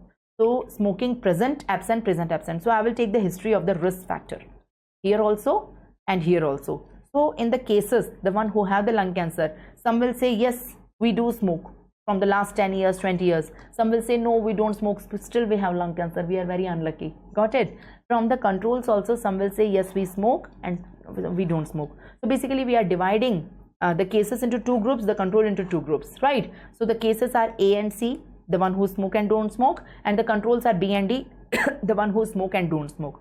So this is the thing we have done. For example, I am conducting my study right now in 2023. For example, in 2023, what I have done, how I am conducting. I told you I called 100 cases in which the disease is present and 100 control in which the disease is absent. So these are my 100 cases, these are my 100 controls. Basically, I have taken history of both of them. Simply, do you smoke, yes or no? Do you smoke, yes or no? Right? So here also we divide in two portions, here also we divide in two portions. The people, for example, here from 100 people, 70 say yes and 30 say no. And for example, here from 110 say yes, we smoke, and 90 say we don't smoke. So whatever is there, you have to divide them into four categories, A, B, C, D. This is case control study. This is case control study. So can I say case control study, we are going backward. We are going forward to backward. We are starting in 2023 and taking the history of last 10-20 years. So we are taking the history. History is the past. So from present we are going to past by taking the history, है ना? So that's why it is known as retrospective study.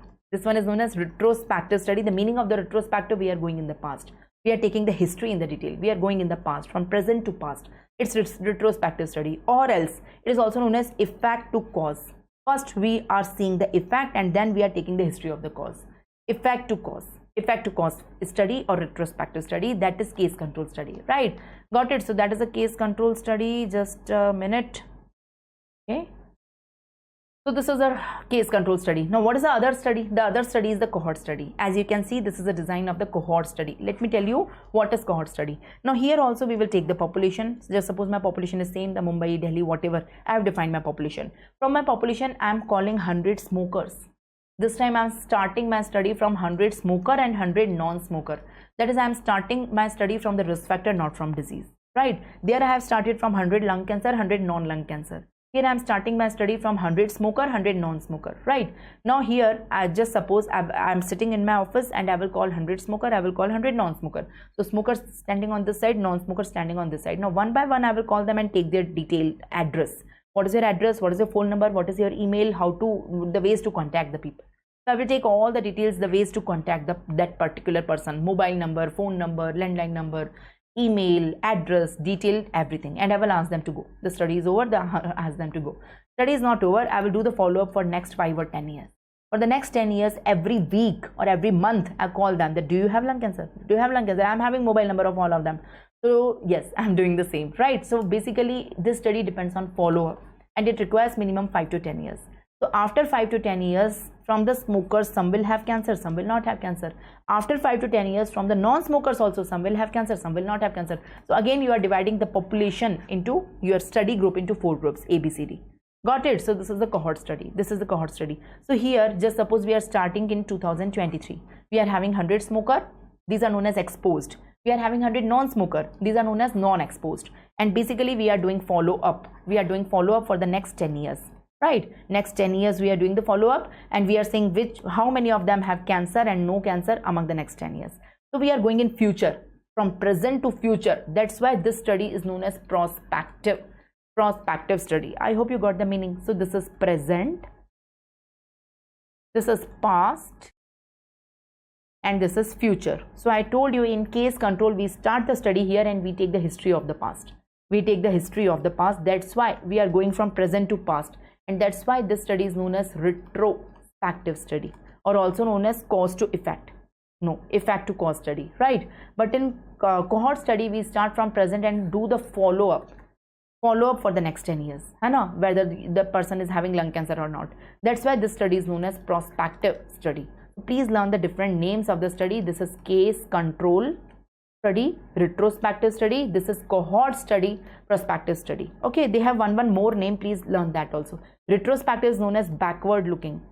This is backward looking study. Okay, and prospective study is forward looking study, right? Which one is better?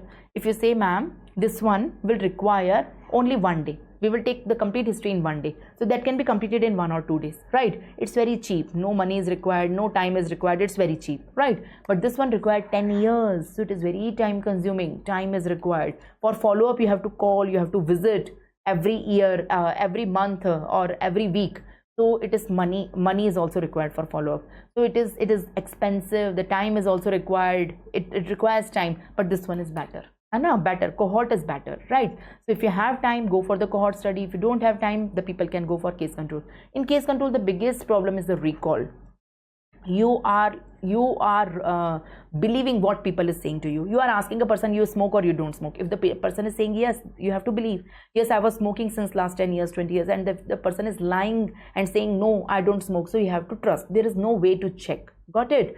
So that is the thing. And this is known as recall. Sometimes the people can say you, I don't remember. So this is the recall bias. Recall bias is very common in case control, but in cohort there is no recall bias. After 10 years, we ourselves with our own eyes, we will see which one is having disease, which one is not having disease. So there is nothing to trust the person. There is no recall bias. So recall bias is common in case control, but not in cohort. But in cohort, loss of follow-up occurs. In the next 10 years, you may lose many of the cases or the control, right? So loss and follow-up, that is attrition is common. So that is the thing. So cohort study ke liye, we are making is this 2 by 2 table. always make this 2 by 2 table. How to make this 2 by 2 table? In this 2 by 2 table, always take the disease at the top. The disease present, disease absent, and always take the risk factor at the left hand corner. Okay, always take it as a left hand corner. Just a second, let me tell you. So here the risk factor present, the risk factor absent. Got my point? And divide them like A, B, C, D. Let me tell you what is A, what is B, what is C, what is D. Imagine, who is the A? A is a person who smoked and having lung cancer also. Okay, the person was smoking and now the person have lung cancer. As simple as that. Who is D? The person do not smoke and do not have lung cancer. Both the things are negative. You will say, ma'am, okay, the person don't have risk factor and no disease, no smoking, no lung cancer. That also justifiable. But what about B and C? See who is more unlucky. Who is B? B is the person who smoke but don't have cancer. They will be very egoistic. See, we smoke, still we don't have lung cancer, right? So maybe in future they may have, but currently they don't have lung cancer and they are smokers. Okay, and the most pity one are C. है ना, बहुत बुरा लगता है इसी के लिए. These are the person who don't smoke but they have the lung cancer. Got my point? So you have to understand the meaning of A, B, C, D. What do you mean by A? What do you mean by C, B, and what do you mean by C, and what do you mean by D? You have to make this table like that only. You can see in A, both the things are always positive, the disease and exposure. In D, both the things are always negative. And B and C, one is positive, one is negative. Right. Now let me tell you how to calculate the incidence rate. How to calculate the incidence rate here? Tell me the incidence rate among smokers and incidence rate among non-smoker. Incidence rate among smoker and incidence rate among non-smoker. Who is a smoker? Who is a smoker? You will see, ma'am, the person who is having the exposure, that is A plus B. They all are smoker. So the denominator is A plus B. है ना? Among them, who have the disease? So from total smoker, A have the disease. We don't have that. So A upon A plus B is the incidence rate among smoker. Please understand it instead of running. Now coming on the non-smoker, what is the incidence rate among non-smoker? Who is a non-smoker? The non-smoker is C plus D. Okay, so these are total non-smoker. Take it as a denominator. Among them, who have the disease? Only C have the disease. So C upon C plus D. C upon C plus D is the non-smoker. You can see the incidence rate among non-smoker.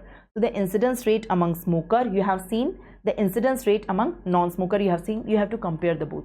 If the incidence rate among smoker is more than incidence rate among non-smoker, if it is true, it means that smoking leads to lung cancer. There is an association between them. Smoking leads to lung cancer, that is, the hypothesis is correct. Got it? So you have to understand. So where is my example? For example, we have taken this example now. Let me erase it and let me make ABCD table for this. And let me tell you what is the incidence rate among smoker and non-smoker. Okay, so let me fill this table for you. You have already understood this chart, I guess.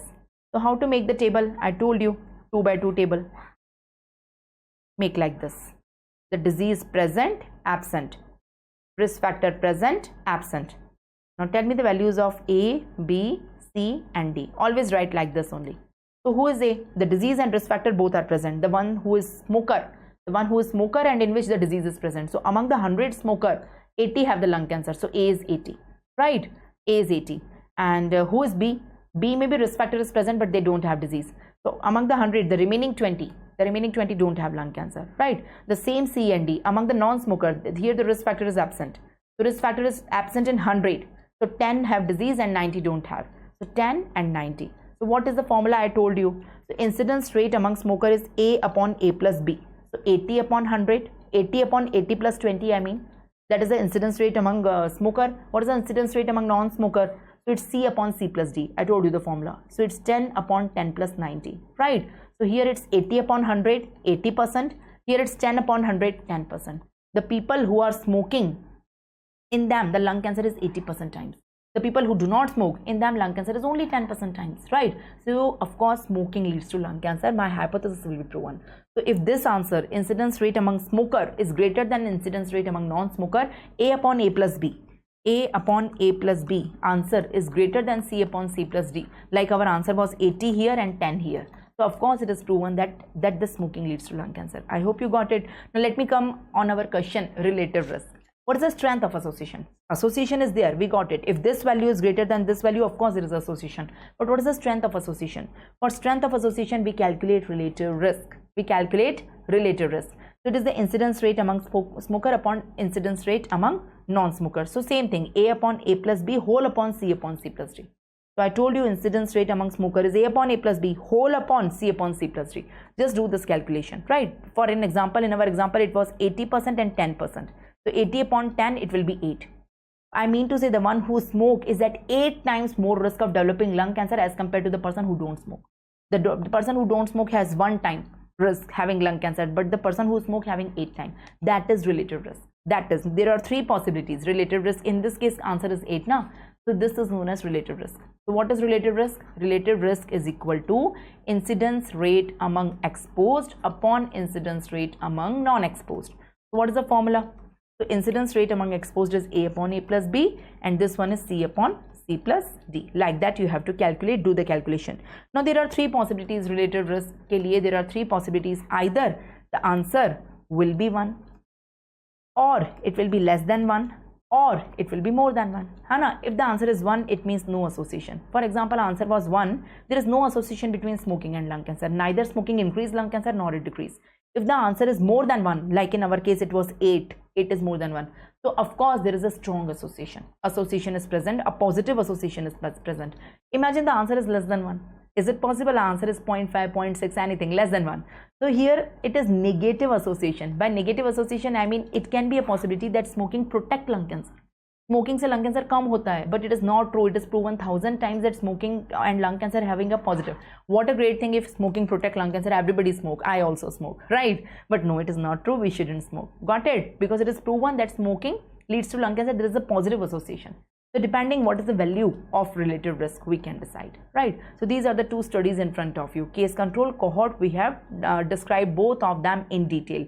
You have to see the pros and cons of each of them. I mean to say advantage and disadvantage of each of them. So whatever the advantages here are disadvantage there, whatever the advantage here are disadvantage here. In case control study, I told you the case control, the first one, it's easy to carry out, it's very rapid, no time required, no expenses, no risk to the subject, no ethical problem, no follow-up, very cheap. Right, but the same become disadvantage here, right? In cohort study there is a ethical problem, loss in the follow-up, time consuming, expensive, money consuming, right? But what are the advantages in cohort? This one is more it provides the incidence. There is no recall bias. यहाँ पे सबसे बड़ा problem है recall bias. Here there is no recall bias. You got my point? So you have to understand the advantages and disadvantages of the 2 studies in detail. Okay. So coming on the next question. The next question is in front of you. What is true about double-blind trial? What is double-blind trial? Read the option. Is it patient getting double treatment? Is it patient does not know that he is a part of clinical trial? Or the patient is getting both the placebo and the medication, or patient does not know what he is getting? What do you mean by double-blind trial? What is the correct answer? Can you give a guess? The question is very easy, right? So there are 3 types of blinding: the single blinding, double blinding, triple blinding. I will explain you all 3, but first give a guess. The correct answer here is the patient does not know what he is getting. Whether the patient is getting placebo or medication, he doesn't get that. But he knows that he is a part of clinical trial. Let me explain you. So let me come on the bias. What do you mean by bias? The term bias is any error. I mean to say any systemic error in the analysis of the study. So you are an epidemiologist, you are an investigator, you want to prove a hypothesis. For example, my hypothesis is smoking leads to lung cancer. So I want to prove that. So we will do step by step the various types of epidemiological studies. First we perform descriptive studies, followed by we come on analytic studies, and finally we come on experimental studies, right? For example, if we are doing experimental study, for example, there is a new drug or new vaccine we have launched in the market, and that we want to prove that this drug is better results, having better efficacy, better results than the already existing drugs in the market for that particular disease. For example, this drug we have launched for malaria. The anti-malarial is already present in the market. If I'm the discoverer of this drug, I'm challenging that this drug is more effective as compared to the drugs already present in the market. So I have to prove it. So if I'm performing an experimental study, what I will do, this is my population. From the population, I will take 2 groups. The 2 groups are experimental group and control group. What do you mean by experimental and control group? So everyone knows that they are in trial, they are under trial. So experimental group people also knows they are under trial.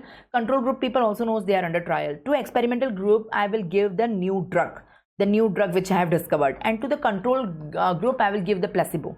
I will give the placebo. Placebo is exactly same looking, like the external appearance of the new drug and the placebo is exactly same. If it is a red capsule, both of them are red capsule. So looking at the external appearance, you cannot identify is it a new drug, actual drug, or is it a placebo. You got my point? Just to remove the psychological component, and the patient don't know which drug they are receiving. Experimental group as well as control group, these people know that they are under trial, but they don't know what they are getting. They are getting a drug or a placebo. that they don't know, right? After giving the drug to them and placebo to them, we will compare the effects and side effects in both groups. Here also we will see effect and side effect. Here also we will see effect and side effect, and we will do the effects of both the groups and we will compare the side effects of both the group, and then we will come on a final conclusion whether this drug is better or not better, whether it is having benefits, not having benefits, what are the side effects. This is known as experimental study, and this thing which we have done now, the patient is not knowing he is falling in which group. This is known as randomization. Randomization is the heart of the experimental trial. Got it? Randomization. So what are the methods of eliminating the bias? There are two methods. Number one, blinding. Number two, randomization. So let me tell you what is blinding. Blinding will remove the errors. In the experimental studies, in any studies, we do not want to do any errors. No, bias are the errors. We want to eliminate them. We want to avoid them. So we can do blinding. Blinding avoid conscious as well as subconscious bias, both type of bias. So there are three types of blinding: single blinding, double blinding, triple blinding. Let me explain the meaning of that, right? In single blinding, I already taught you the patient do not know which drug they are getting, right? This is also a patient. This is also a patient. Example, both these patients have stage 4 lung cancer. It's stage 4 lung cancer, it's metastatic, it's already stage 4, right? The terminal stage, right? Now they don't have any expectation, there is no treatment available. In that case, there is a new investigator who is saying that I have discovered a new drug which is proven to be effective in these patients. So everyone will participate, although they don't have anything to lose now. They are already stage 4 cancer patient. So anyways, they are going to die. So if the new drug works, their life will be elongated. If the new drug don't work, it's okay. So you have to tell them, if you are, these are the volunteers, you have to explain them clearly that it is an experimental drug. It is not at all proven and we are doing experiment on you. Maybe the drug works, maybe it doesn't work. So there is 50% probability, we don't know that. So if any volunteer is entering in the trial, the point is that at the point of the entry only, you should clarify, we will put you in one of the group. One group is experimental group and one group is placebo group, control group or placebo group. So the people in experimental group will get the regular pills and the people in the control group will get the placebo. They will get the placebo, right? External appearance of both of them is same. So everyone will say ki no, I do not want to go in the placebo group. I want to go in the test group. Of course, placebo mein kaun jayega? Who will go? Who will waste their time, energy, everything? So they will not waste. They will say ki we do not want to enter in the placebo group. So that's why we are not telling the patient that in which group you are. So that there is an equal probability that each patient have an equal chance to fall in any category, and we are avoiding the selection bias. By doing so, we avoid selection bias. I repeat my words, by doing so, we are avoiding selection bias. So every new patient entering in the trial have 50% chance the patient will go in this category and the 50% chance the patient will go in this category. For example, in every pregnancy, there is 50-50 chance there is a boy baby or girl baby. In the same way, every new patient entering in this trial, the experimental trial, so the patient is having equal chance, 50% chance to fall in any category, any any group, the experimental group or control group, right? So by doing so, we are removing the selection bias. And after the entry also, patient don't know. So who will decide that the patient will go in which group? Who? Is it the head of the study, that is investigator, that is me? No, no one will decide. It is a purely lottery system, luck system, purely lottery. We will ask the patient to take the lottery of yes or no, right? So yes or no are experimental group and control group. So it's a lottery system. No one is going to decide. So by doing so, every patient have equal chance of falling in any category. That is a lottery system, or random tables we can use. There are some computer softwares or algorithm that will decide. So we will put the patient in one of the group, but after, so they take the medicine daily, but they don't know what they are taking. So they know there is 50% chance we are taking placebo, 50% chance we are taking the real drug, but they don't know what exactly it is. By doing so, this is single blinding. Who is blinded here? The patient is blinded. You can see who is blinded. By blinding, I mean, we don't actually put something on the eyes. The patient don't know that what they are taking. By blinding, I mean that. So in single blinding, only patients, the subject is blinded. The subject is the patient. They are not aware what type of treatment they are receiving. They know they are receiving a treatment, but they don't know whether the treatment is a real drug or experimental drug. They do not know that. This is single blinding. But what about the person who is distributing the drug? This person is the investigator, right? He is the investigator. He is distributing the drugs. Now he knows that I am giving the real drug to this patient and I am giving placebo to this, right? So after giving the drug, this person is supposed to take the detailed history from this also and detailed history from this also regarding effects and side effects, So it is the mentality of this person, the investigator, that I should give more time to the test group and less time to the control group. You know, everyone is busy in this life. If I know this is the test patient, this is the control patient, I will go to the test patient. Yes, how are you feeling? Are you feeling good? Are you feeling bad? What are the side effects? How you are feeling? Better than yesterday? Does any specific side effect today? Anything new today? So I will take a detailed history and I will go to the placebo group. Yes, how are you feeling? It's okay. So I will not give much time because I know this is a placebo group. This is not real group. So it is the human psychology. Anyone can do that, right? It's normal to be doing that. It's a human psychology. But by doing so, we are again doing a bias in our study. No, we want to be equal. Then only we can decide our new drug is better than the placebo or worse than the placebo or equivalent to the placebo, whatever. So the time should be equal, detailed history should be equal. So here the second thing, we will blind this person also. So the patient is also blinded. Patient don't know, the subject do not know what they are getting, and the person who is distributing the drug to them, that is the investigator, the doctor, the investigator, he also don't know to which patient what he is giving, right? So it is known as double blinding. So in double blinding, subject and investigator both do not know. Study subject as well as the investigator, they are not receiving what kind of treatment they are giving. They are receiving and they are giving. What he is giving, he don't know. What she is receiving, she don't know. So that is the double blinding. Right, now who is the third person? This is the patient receiving the drug. Either you call him a patient or you call a subject. This is the investigator or the doctor who distribute the drugs to them. Now finally there is an analyzer. There is a person who is analyzer. Now we will take the effect and side effect history from this patient, also from all the patient, right? So he will give the history to this person and ask for the calculation. Now see the effects in all patient in the test group, in the control group, and see the side effect in all patients in the test group, in the control group. Now do a comparative analysis statistically, calculate the p-value and see whether the results are statistically significant or not significant. So the person who is doing analysis, if he knows that his is test group, his is control group, so psychologically he will feel that the result should be better in this group, the result should not be better in placebo group, right? So here benefits should be more, side effects should be less. So it is a mentality. So he can do some manipulations during the calculation. But if he is doing some manipulation in the calculation, again we are doing an error in our study. We do not want that. We want to remove that error also. So we will do triple blinding. So you tell me, in triple blinding, who all are blinded? Number one, the subject is blinded. Number two, the investigator is blinded. Number three, the analyzer is also blinded. So that is the best type of blinding. The participant is blinded, the physician, doctor is blinded, and statistician or analyzer is also blinded. You can see triple bias. Subject, investigator, analyzer. This is triple blinding. So triple blinding is the best blinding. You got my point? This is all about blinding. Now have a look on your question and tell me the answer. Tell me the answer. Can you read the question in front of you? Which of the following is true about double blinding? Just now I taught you the three type of blinding. Read the options. Patient getting double treatment. Double blinding का मतलब ये है क्या? The patient is getting double treatment? No, not at all. Patient does not know that he is a part of clinical trial. No, patient knows that he is a part of clinical trial. He will get some drug, but what is the drug? He do not know that. But without knowing the patient that you are a part of trial, you cannot do experiment on anyone. It is a volunteer, है ना? It should enter the trial with his or her wish. So patient knows that he or she is in trial. The third, patient is getting both placebo and medication. No, it never happens. Either you will give placebo or you will give the true medication. You do not give both in one patient, right? Patient does not know what he is getting. Yes, this is the meaning. Along with the patient, not only patient and investigator both do not know what they are giving and receiving. That is the meaning of the double. So answer D is correct or partially correct, but remaining three are absolutely false. So we will go with D. I hope you got the point. What is the blinding? You got it, right? So we have seen the three type of blinding: single blinding, double blinding, and triple blinding, right? In the single blinding, only patient is blinded. In the double blinding, patient plus investigator is blinded. In the triple blinding, patient plus investigator plus analyzer both are blinded. So obviously, common sense, triple is the best one. Triple blinding is the best blinding. Least error, least bias. Okay, the next point is randomization. What is randomization? Can you define randomization? Read the options and tell me what is the correct answer. What is randomization? It brings bias in the study group, therefore avoided. That is the meaning.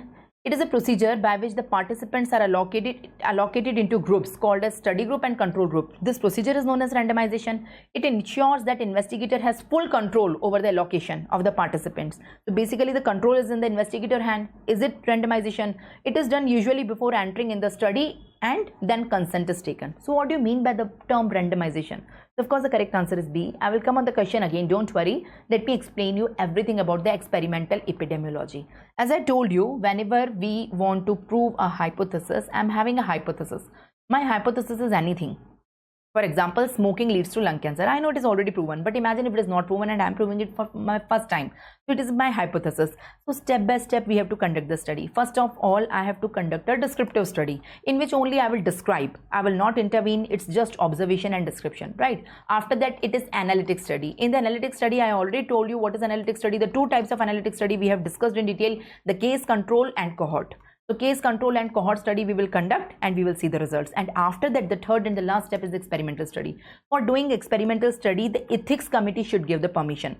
The ethics committee of that state, of that particular locality, they should give the permission. Then only the person, investigator, can conduct the experimental study.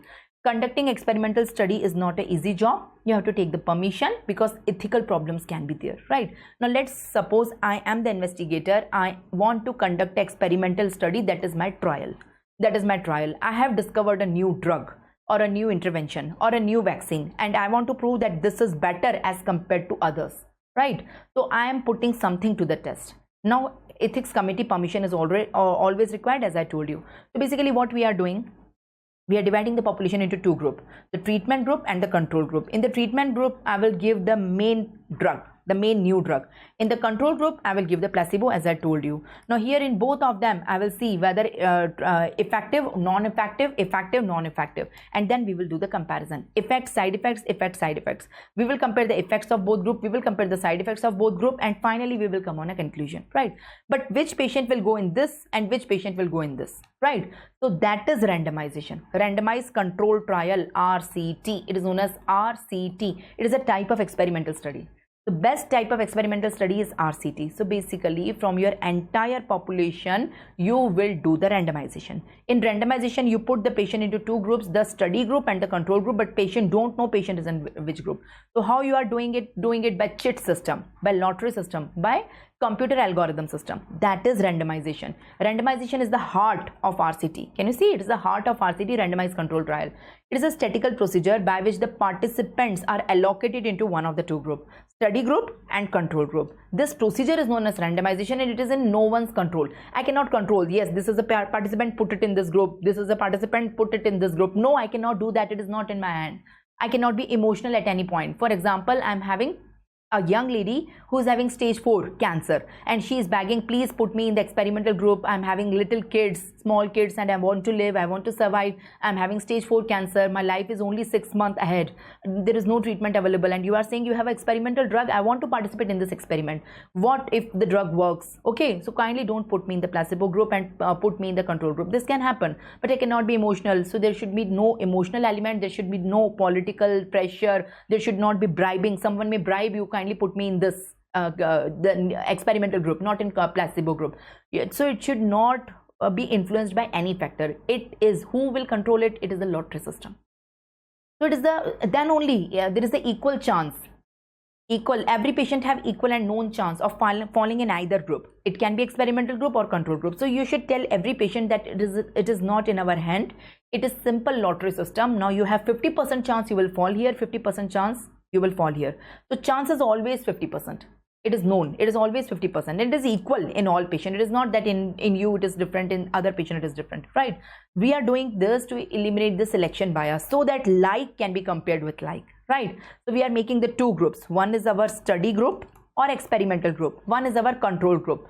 So whatever patients present in this group and in this group, they are like, because we have nature has divided them 50-50%. Out of 100%, 50% will go here, 50% will go here, and that too by lottery system, right? So like can be compared. So we will see the effect and side effect here, and we will see the effect and side effect here, and then we will compare the effects, we will compare the side effects, we will come on a conclusion whether the new drug is good or not good, right? So this is the thing, complete thing. So either we do the randomization by lottery system, or random number tables are there, or computer algorithm is there. You just take a computer algorithm, it's a software, you put the patient detail, patient name, age, whatever the areas are to be filled, and after that click, and computer will decide that the patient will go in which category. It's purely random, purely random. You cannot predict previously. 50% chances there. So randomization is also of two types. RCT is also of two types, concurrent, parallel and crossover. Let me explain you. Parallel is simple, as I told you. Divide the patients in two categories, one getting the treatment, one getting the placebo, and observe, just observe for next few months or years and come on a conclusion by comparing the two groups. है ना? So same thing I told you. Compare the effects and compare the side effects in the two category and come on a conclusion whether your new drug is better or not better, right? It's very simple. It's known as parallel. But you know, have you heard about the drug 𝗏𝗏𝗏? It's a monoclonal antibody, है ना? The brand name is Herceptin. So for which disease this drug is available?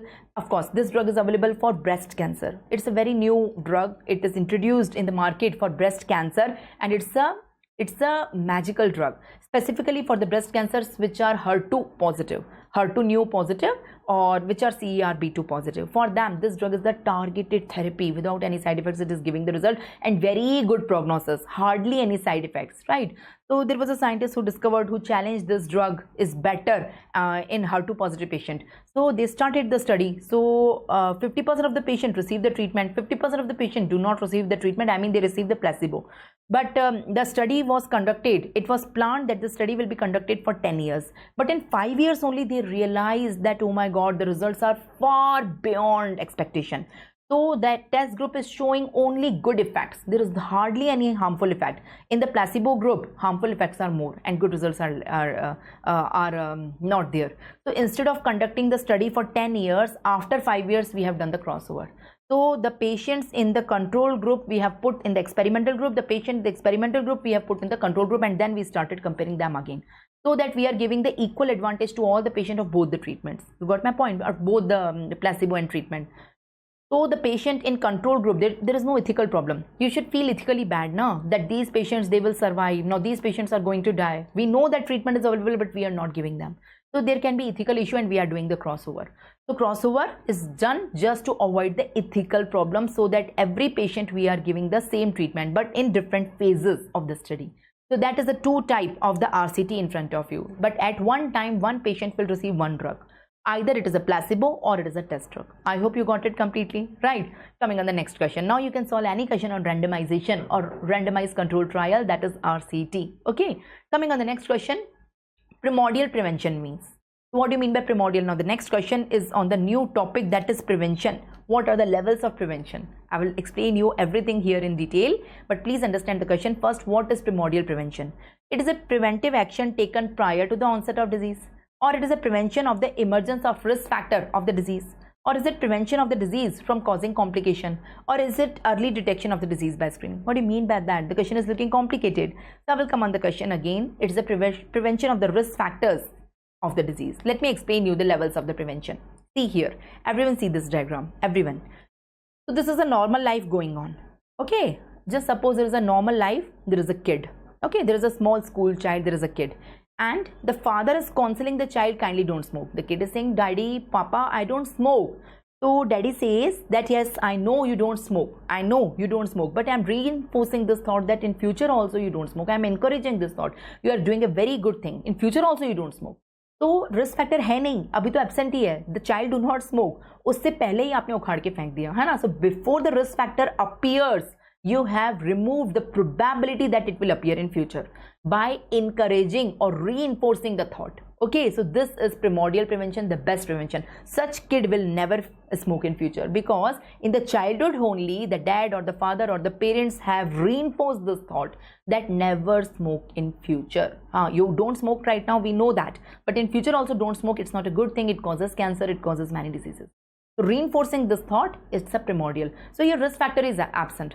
Now imagine another person who regularly smoke. He's a middle-aged person. He's in 25 to 30 years, and he's a young person, and he smokes regularly since last 10 years or whatever, right? But still he don't have lung cancer. So what you will do here? So of course you will counsel this person, please quit smoking. Risk factor is already present, but disease is absent. So quit smoking. Please quit smoking. Otherwise, you will have lung cancer. There is a probability, high probability you will have lung cancer in future. You know, 90% of the lung cancer patients are due to smoking. Okay, are smokers only. So kindly quit smoking. You should counsel such person. This you are doing primary. Please understand the difference between primordial and primary level of prevention. Primordial, we are preventing at the level before the appearance of the risk factor, and primary, we are intervening after the appearance of the risk factor but before occurrence of the disease. Right, now imagine a person who smoke and disease already occur, I mean lung cancer already occur, but it is stage 1, stage 2 early disease, no complication, and it's not metastatic. So here, what advice you will give? You will again intervene here, and this is secondary level of prevention.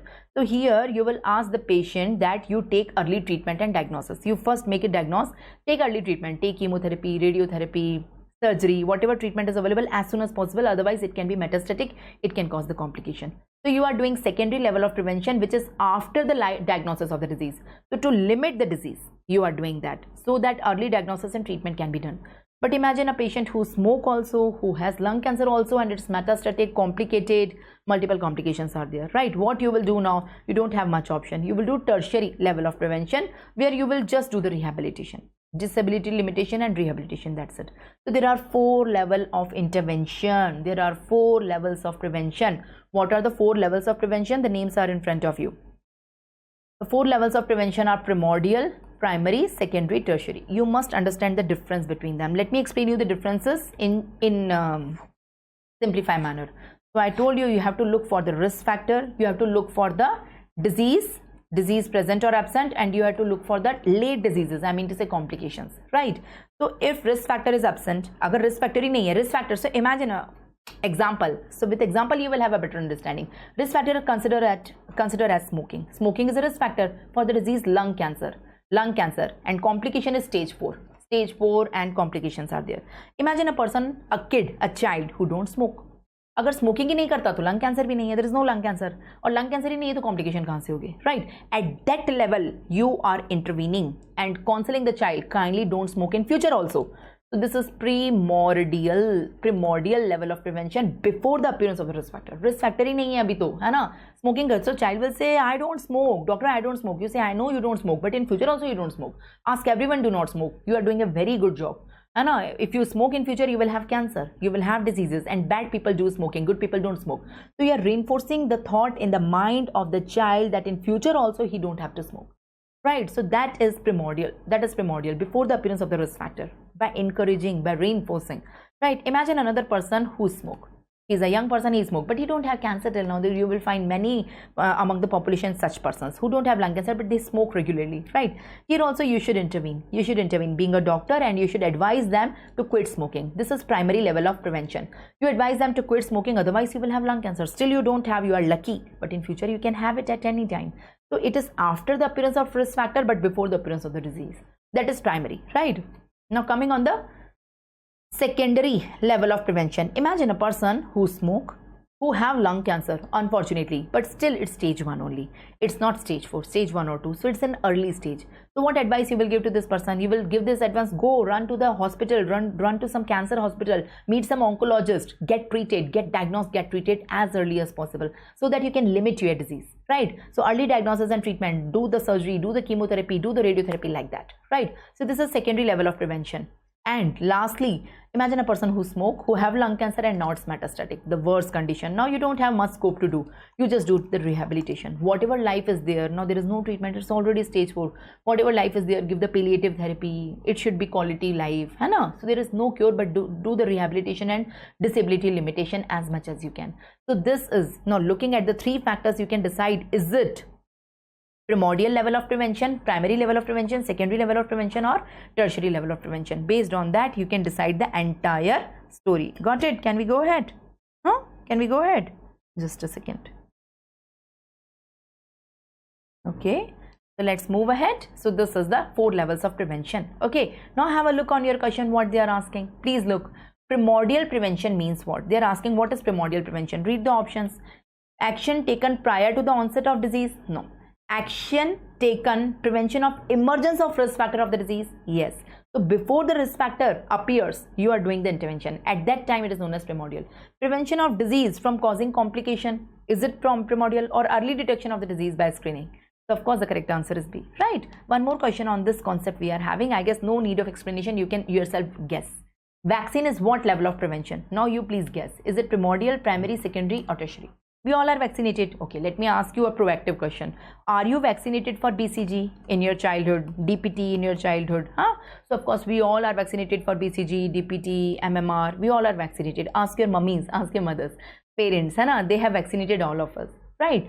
So we are vaccinated. Why we are vaccinated? So that in future we don't have TB if we are vaccinated with BCG. In future we don't have diphtheria, pertussis and tetanus because we are vaccinated with DPT. In future we don't have measles, mumps and rubella because we are vaccinated with MMR. So in future disease do not occur. So vaccine we are providing before the disease occur. And the organism of them, like TB is caused by Mycobacterium tuberculosis, diphtheria is caused by Corynebacterium diphtheria, measles is caused by a virus, measles virus. So all these organisms are already present in our environment, in our air, water, everywhere they are present, right?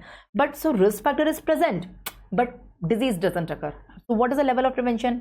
Risk factor is present in the environment. In the environment they are already present. Risk factor is there, but disease is not there. So this is primary level of prevention. Any vaccine. To confuse you, the examiner can give you the name of some vaccine, like OPV is a level of prevention, IPV is a level of prevention, DPT is a level. So whatever vaccine, if it is a vaccine, it is a primary level of prevention. Primary level means after the appearance of the risk factor but before the disease. So correct answer here is primary. I hope you got the concept, right? So here also you can see primary level of prevention. The risk factors are present, but the disease has not yet occurred. What is the risk factor? The risk factor is the causative organism. The causative organism of that particular disease. It is present in the environment, right? It is present in the environment, but disease has not yet occurred. That's why we are getting the vaccine. If someone already have TB, why the person will take BCG?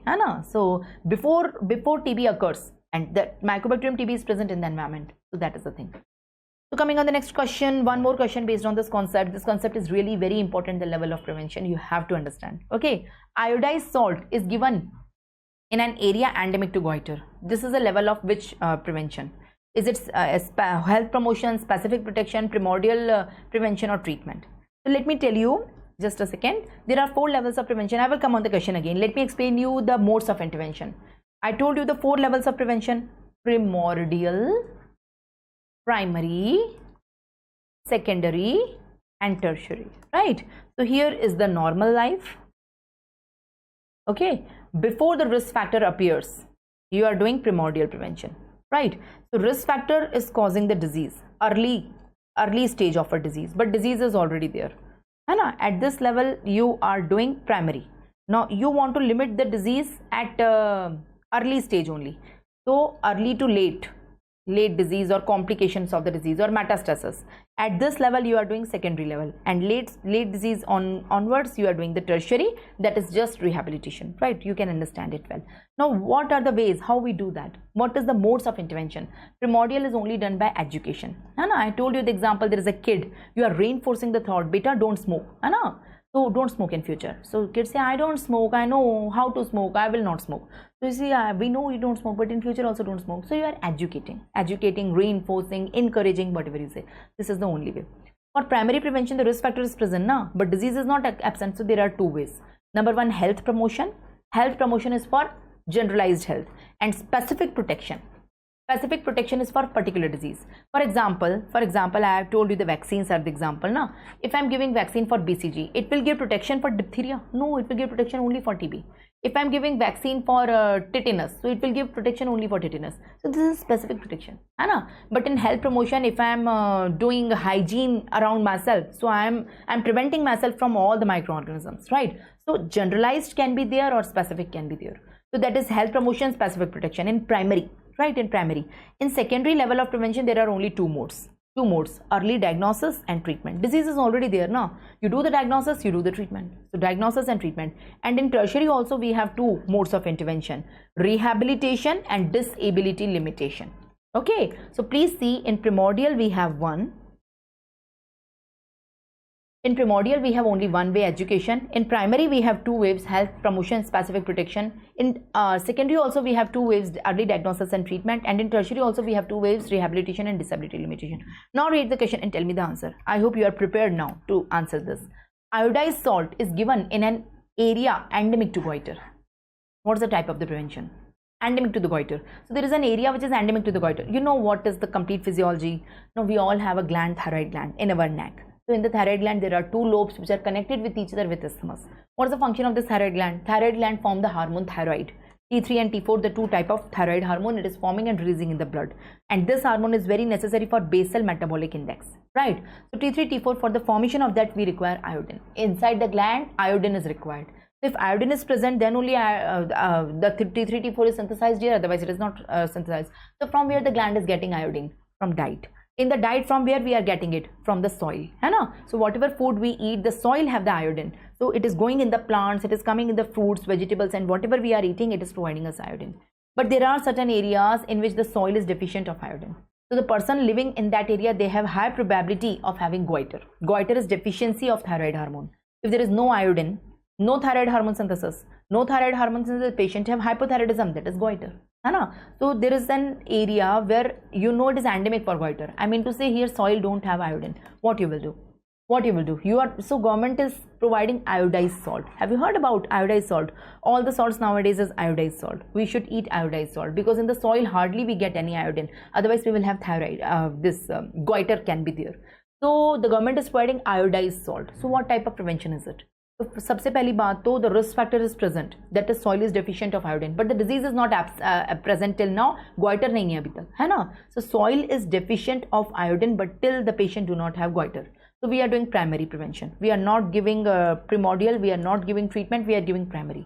Primary भी non-specific है कि specific है. Iodized salt देने से सारी बीमारियां का हम prevention कर रहे हैं कि सिर्फ एक goiter का कर रहे हैं. So of course by giving iodized salt we are preventing only goiter, not all the diseases. So I should go with specific protection. Specific protection, which is a type of primary prevention, to be specific. So correct answer here is B. Okay, so that is the thing. Coming on the next question. All of the following live vaccines are contraindicated in pregnancy except, you know, so all the options are of live vaccine. Yellow fever, BCG, rubella, OBV, you can see. All the options are of live vaccine. Which of them is contraindicated in pregnancy? Can you tell me which of them is contraindicated in pregnancy? During pregnancy, all the live vaccines are contraindicated. All live vaccines are contraindicated during pregnancy. It's a rule, except yellow fever. The correct answer here is yellow fever. So how many type of vaccines are there? Vaccines are of 4 types, or rather 5 types. Live, killed. सबसे पहले you see live vaccines. Then we have killed vaccines, toxoid vaccines, polysaccharide vaccines, and recombinant vaccines. So total 5 type of vaccines are there. So vaccines are of 5 types. Live vaccine. What do you mean by live, killed? Let me explain you. Toxoid, polysaccharide, and recombinant. Imagine this is the bacteria. This is the capsule of the bacteria, right? Some bacteria have capsule, right? So if we are taking this bacteria or an organism as such live, so and using it as a vaccine, so it is a live vaccine. So you may ask, ma'am, why it is not causing disease? Imagine this bacteria is entering naturally, it will cause disease. But if I am taking the bacteria live in the vaccine, it will not cause disease. Because before giving it live, we attenuate it. It is never live, it's live attenuated. What do you mean by attenuation? By doing attenuation, we reduce the virulence of the organism. It is no more pathogenic now. It cannot cause disease. It is only immunogenic. It can induce the immunity, but it cannot cause the disease. It is no more pathogenic. That is the live attenuated vaccine. That is the live attenuated vaccine. Got it? So that is the meaning of the live. Coming on the killed vaccine. What do you mean by killed vaccine? In the killed vaccine, we kill the bacteria and we then give it as a vaccine. That is the killed vaccine, right? The third one is the polysaccharide vaccine. In polysaccharide vaccine, we don't take the whole bacteria. We take the capsule of the bacteria, which is made up of polysaccharide, and we create a vaccine out of it. So this is made up of the capsule. It is possible only in capsulated bacteria, right? So that is polysaccharide vaccine. The fourth one is the toxoid. Toxoid means we don't take bacteria. We take the toxin secreted by the bacteria. The toxin secreted by the bacteria is given as a vaccine by inactivating it. And the last one is the recombinant. So please understand the meaning of it. In live, we are giving a whole organism but live. In killed, we are giving a whole organism but killed. Here only capsule, here we are giving toxin, and here recombinant. So learn the examples in each category, that is ultra important. So let's start with the live attenuated vaccines. Please start with live attenuated vaccine. So the mnemonic is in front of you. Rome is my best place to go yet. So ROME. R stands for rubella and rotavirus both. O stands for OPV. Okay. M stands for measles. One more M will come here, that is mumps. So MMR, all 3 are coming. Measles, mumps, rubella. Okay. And E is epidemic typhus. Is का जो I है, that depends for influenza. M is mumps.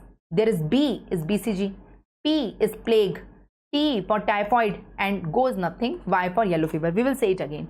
Rome is my best place to go को कुछ मत बोलो yet. So please count. These are your live vaccines. Rome is my best place to go yet. Okay. So please write it again. The more you say, more you will retain. Rome is my best place to go. Go कुछ नहीं है. To yet. To yet. Okay. So one is rubella and rotavirus both. O is OPV. There are two M, measles and mumps. Okay. Epidemic typhus, influenza, BCG, plague, typhoid and yellow fever. So please learn these all are live vaccine. Now all live vaccines are contraindicated in pregnancy. You cannot give live vaccine to a pregnant lady. Why? What is the reason? As I told you, in all live vaccine, what we are doing actually, we are attenuating the organism. Organism is not killed. The bacteria is not killed. It is only attenuated. Attenuation we are doing. It is not killed. It's live only. It's live only, right? We are just attenuating it, reducing its virulence power. So maybe it is attenuated for the adult. So a pregnant lady, the mother will not have the disease, but such attenuation, the low virulence is sufficient to cause the disease in the fetus. In the fetus immunity is less, na? Of course it is less than adults. It is sufficient to cause a disease in the fetus. So this can cause a disease in the fetus. Got my point? So that is the thing. So that's why none of the live vaccine is allowed in pregnancy except one, that is yellow fever. Yellow fever can be given. That is our question right now. Right, apart from the live vaccine, there are many killed vaccine.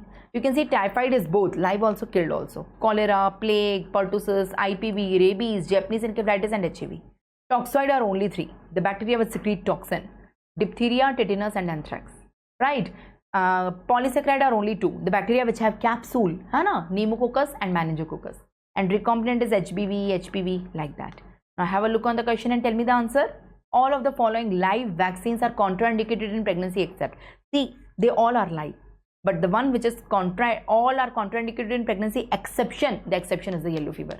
You have to learn the exception, right? So please learn all live vaccines are contraindicated in pregnancy except yellow fever, right? Coming on the next question. The next question is in front of you. Read the question, try, guess and tell me what is the correct answer. Can you please read the question? Can you please tell me what is the question? Okay, let me read it for you. What is true about incidence of a disease? Is it the total number of cases in the community? Is it the number of risk patient? Is it the number of new cases? Or is it the number of death in the community? What is the correct answer? Can you give me the answer? What is incidence? So incidence is number of new cases. What if I change the question to prevalence? What is prevalence? Would you like to change your answer?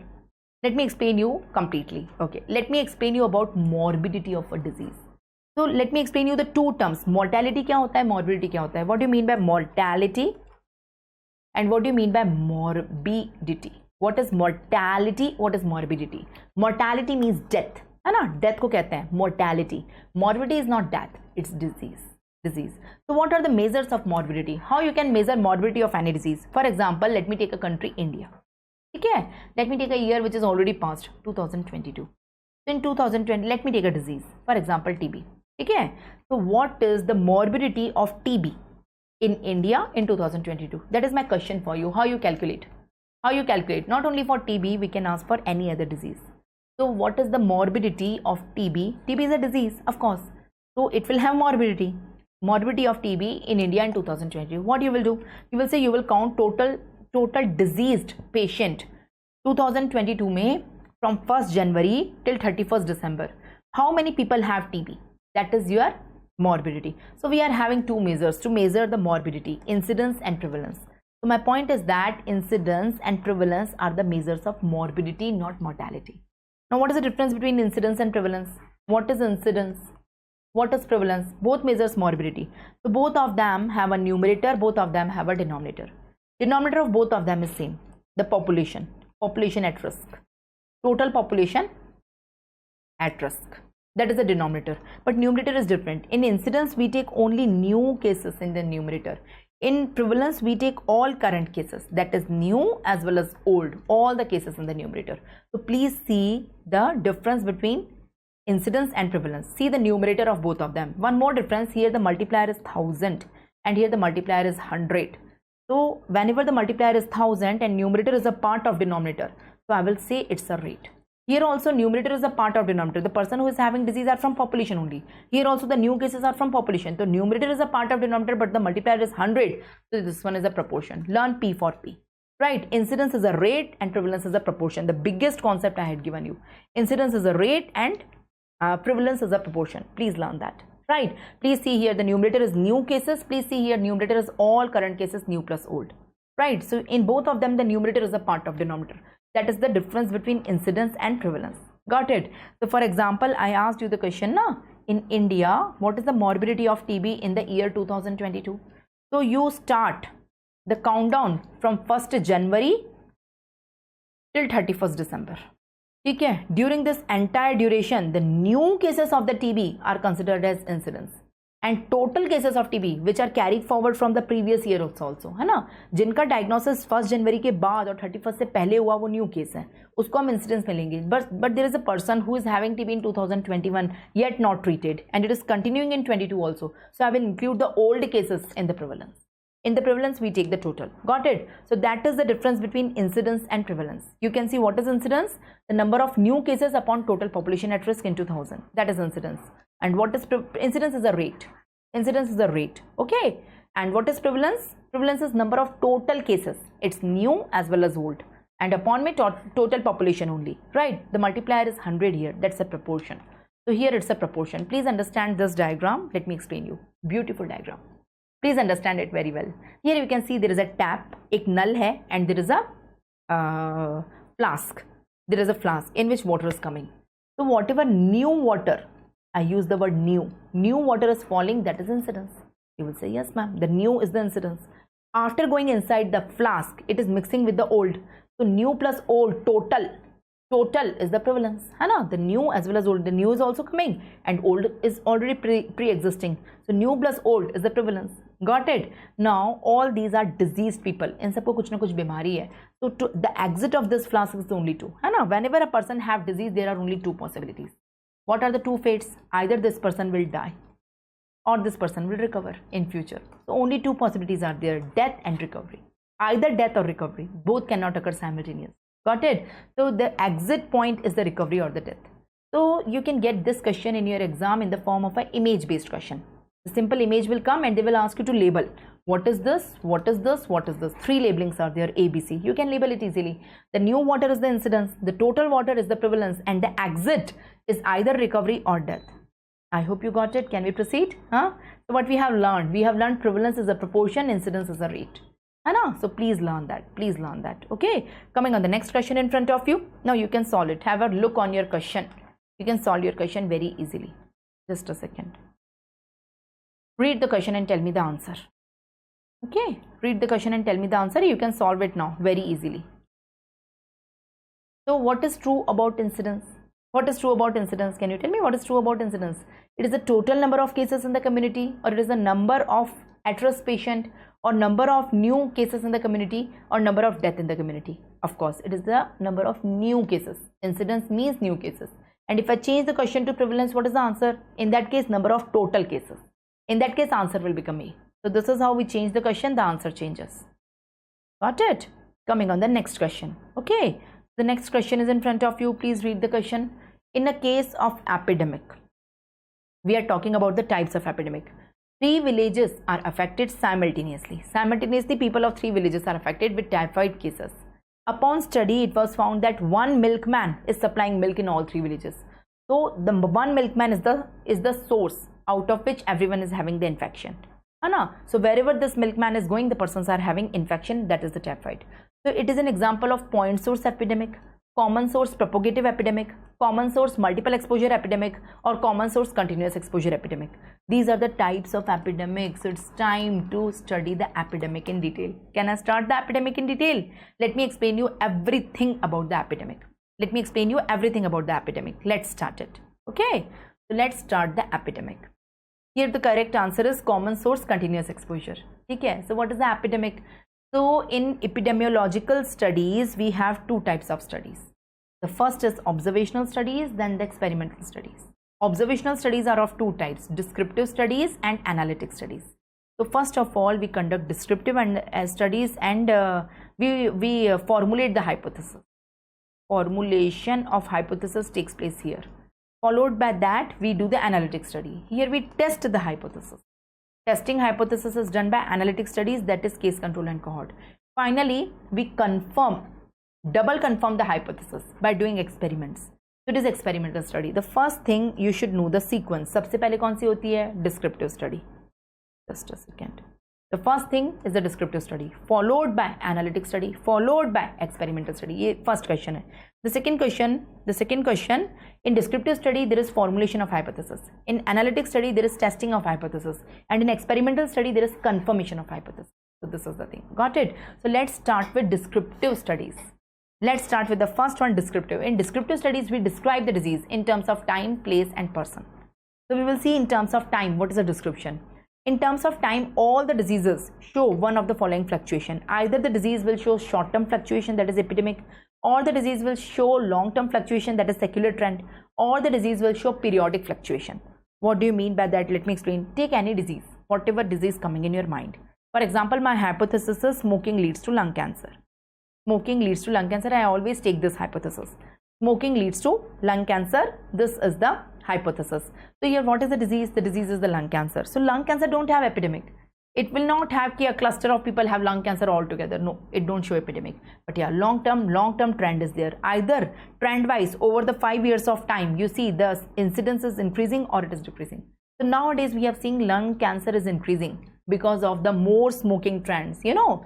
So nowadays teenagers are smoking more. The girls especially are smoking. Females are also smoking. They are smoking more as compared to the previous era. So nowadays lung cancers are very common and their incidence increased drastically in the last 10 years. Right? So that is showing long term. And some diseases are periodic, that every season they come, or every 2-3 years they come. So that is the periodic. So currently I am not interested in long term and periodic. I am interested in epidemic, the 3 types of the epidemic. So let's start the short-term fluctuation. The short-term fluctuation is known as epidemic. What is epidemic? Epidemic is sudden occurrence of a disease in a given area. Sudden occurrence, sudden increased in incidence of a disease. You see, there is a disease which is constantly present in the community but at a low level. Imagine we have a community. This is some city. Suppose say this is city X.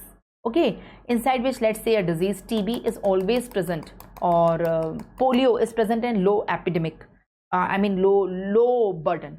So few cases are constantly present but not a public health problem. Sudden increase in cases is known as epidemic. You got my point?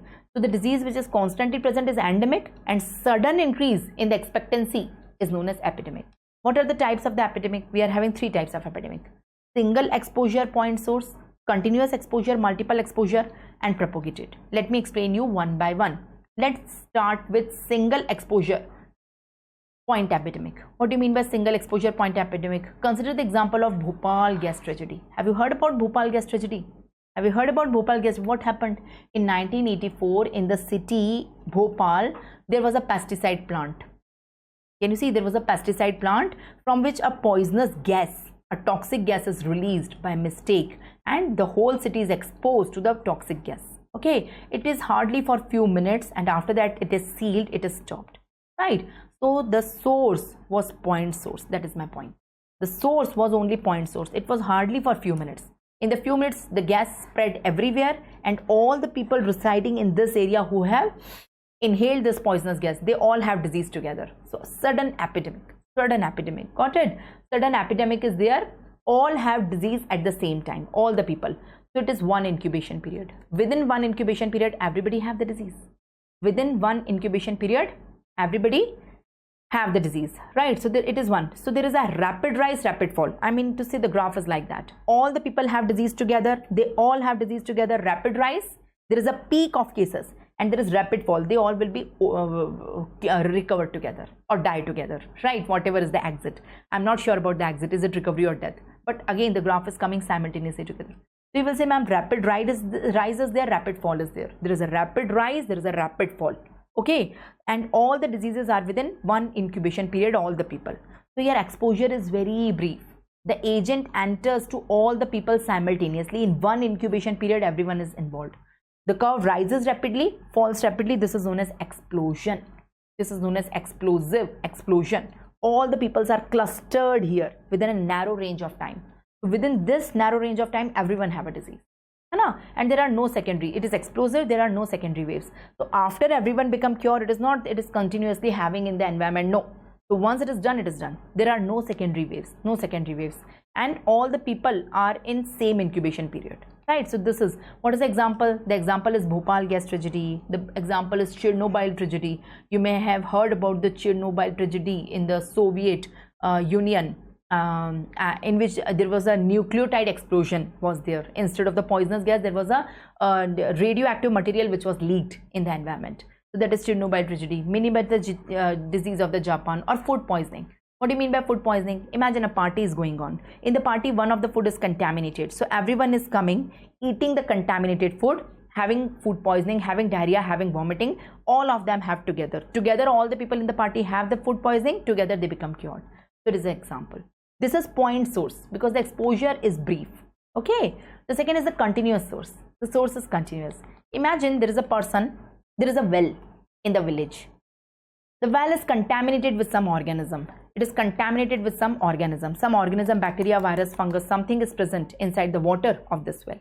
So all the village people, one by one, they are coming, they are drinking water, they are going back. One by one, they are coming, they are drinking water, they are going back, and they are having the disease one by one. It is not all the people coming together, having disease together and going back. No, one by one. So source is present always here. It is not like Bhopal gas tragedy, the source is only for few seconds or few minutes. Source is always there. So that's why it is continuous source. And it is not one incubation period, it is multiple incubation period. So rise is rapid, but fall is gradual. In comparison to point source where rapid rise, rapid fall was there. Here rise is rapid but fall is gradual, and multiple incubation, more than one incubation periods are involved. Because in different incubation period, different people are coming. This will come, have the disease, go away. For example, it is having cholera. Vibrio cholerae organism, bacteria is present in the well water. So this person will have cholera. Now another person will have cholera. Now another will come. So one by one the persons are coming. And here secondary waves are present. Secondary waves are present here. So please read it. It is continuous source. So in continuous source, the exposure is prolonged. The exposure is continuously present there. Right? That's why it is not at the same time. All the cases are not at the same time.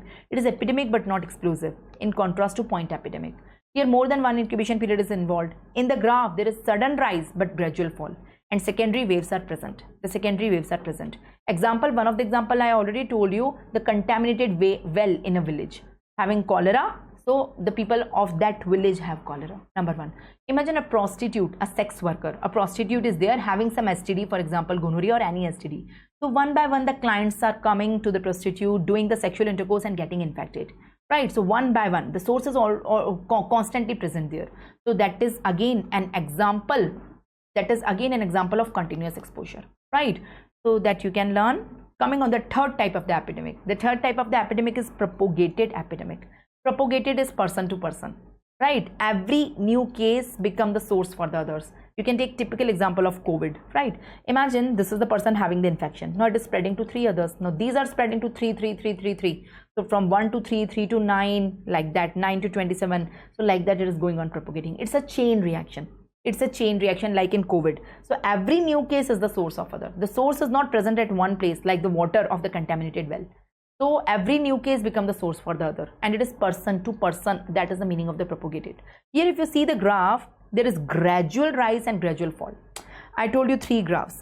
What are the 3 graphs? Number 1, I told you point source. The second, I told you continuous source. And third, I am telling you propagated source. Okay. In all of them in the graph, I told you here rapid rise, rapid fall. Here rapid rise but gradual fall with secondary waves. Here gradual rise, gradual fall with secondary waves. So please understand the difference. Rapid rise, rapid fall. Rise is rapid but fall is gradual. Here both are rapid. Here rise is rapid but fall is gradual. And here rise and fall both are gradual. Both are, none of them is sudden. Here only one incubation period is involved. Here more than one incubation period is involved. Got it? Here no secondary waves. Here secondary waves are present. So that is the thing. The graph you can see there is a gradual rise, gradual fall. Right? So that is a thing. And here secondary waves are present and more than one incubation period. That's all. Example COVID, polio, hepatitis A.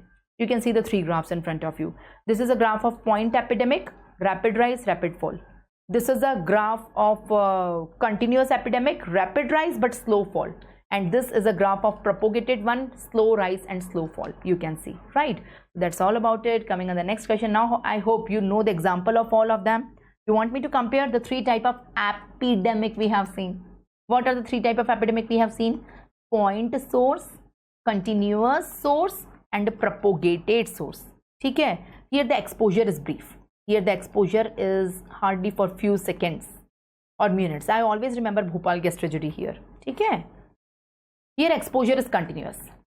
Here exposure is continuous. I always remember the example of the prostitute or the contaminated well in the village.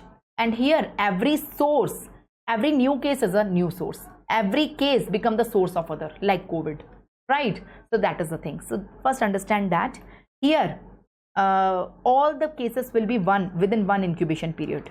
Okay? Here more than one incubation period is there. Here secondary waves are absent. Here secondary waves present. Okay, if you talk about the graph, here rapid rise, rapid fall. Here rapid rise but slow fall with secondary waves. Here slow rise and slow fall with the secondary waves, like that. This is the graph.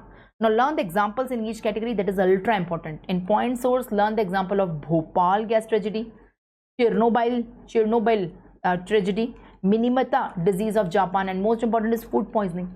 In continuous source, one is well, contaminated well, and one is milkmaid. That is our question right now. Milk person, milkman is there. One source is there, common source constantly present, giving milk to various villages. Well, or prostitute. The prostitute is always present there, and different clients are infected in different frame of time. In propagated source, learn the example of hepatitis, COVID, polio. You can learn like that. Okay, so please learn it very well and have a look on your question now. Your question's answer is continuous source. It is the milkman giving milk to different villages. The same person is giving. Got it? Can we go ahead? Have a look on the next question. The next question is in front of you. Net reproduction rate is what? What is NRR? Net reproduction rate. NRR. Net reproduction rate is defined as what? It is the number of live birth in reproductive age group of a female, or average number of children born to a married woman, or average number of girls born to a woman assuming no mortality, or average number of girls born to a woman during her lifetime assuming mortality. What do you mean by all these terms?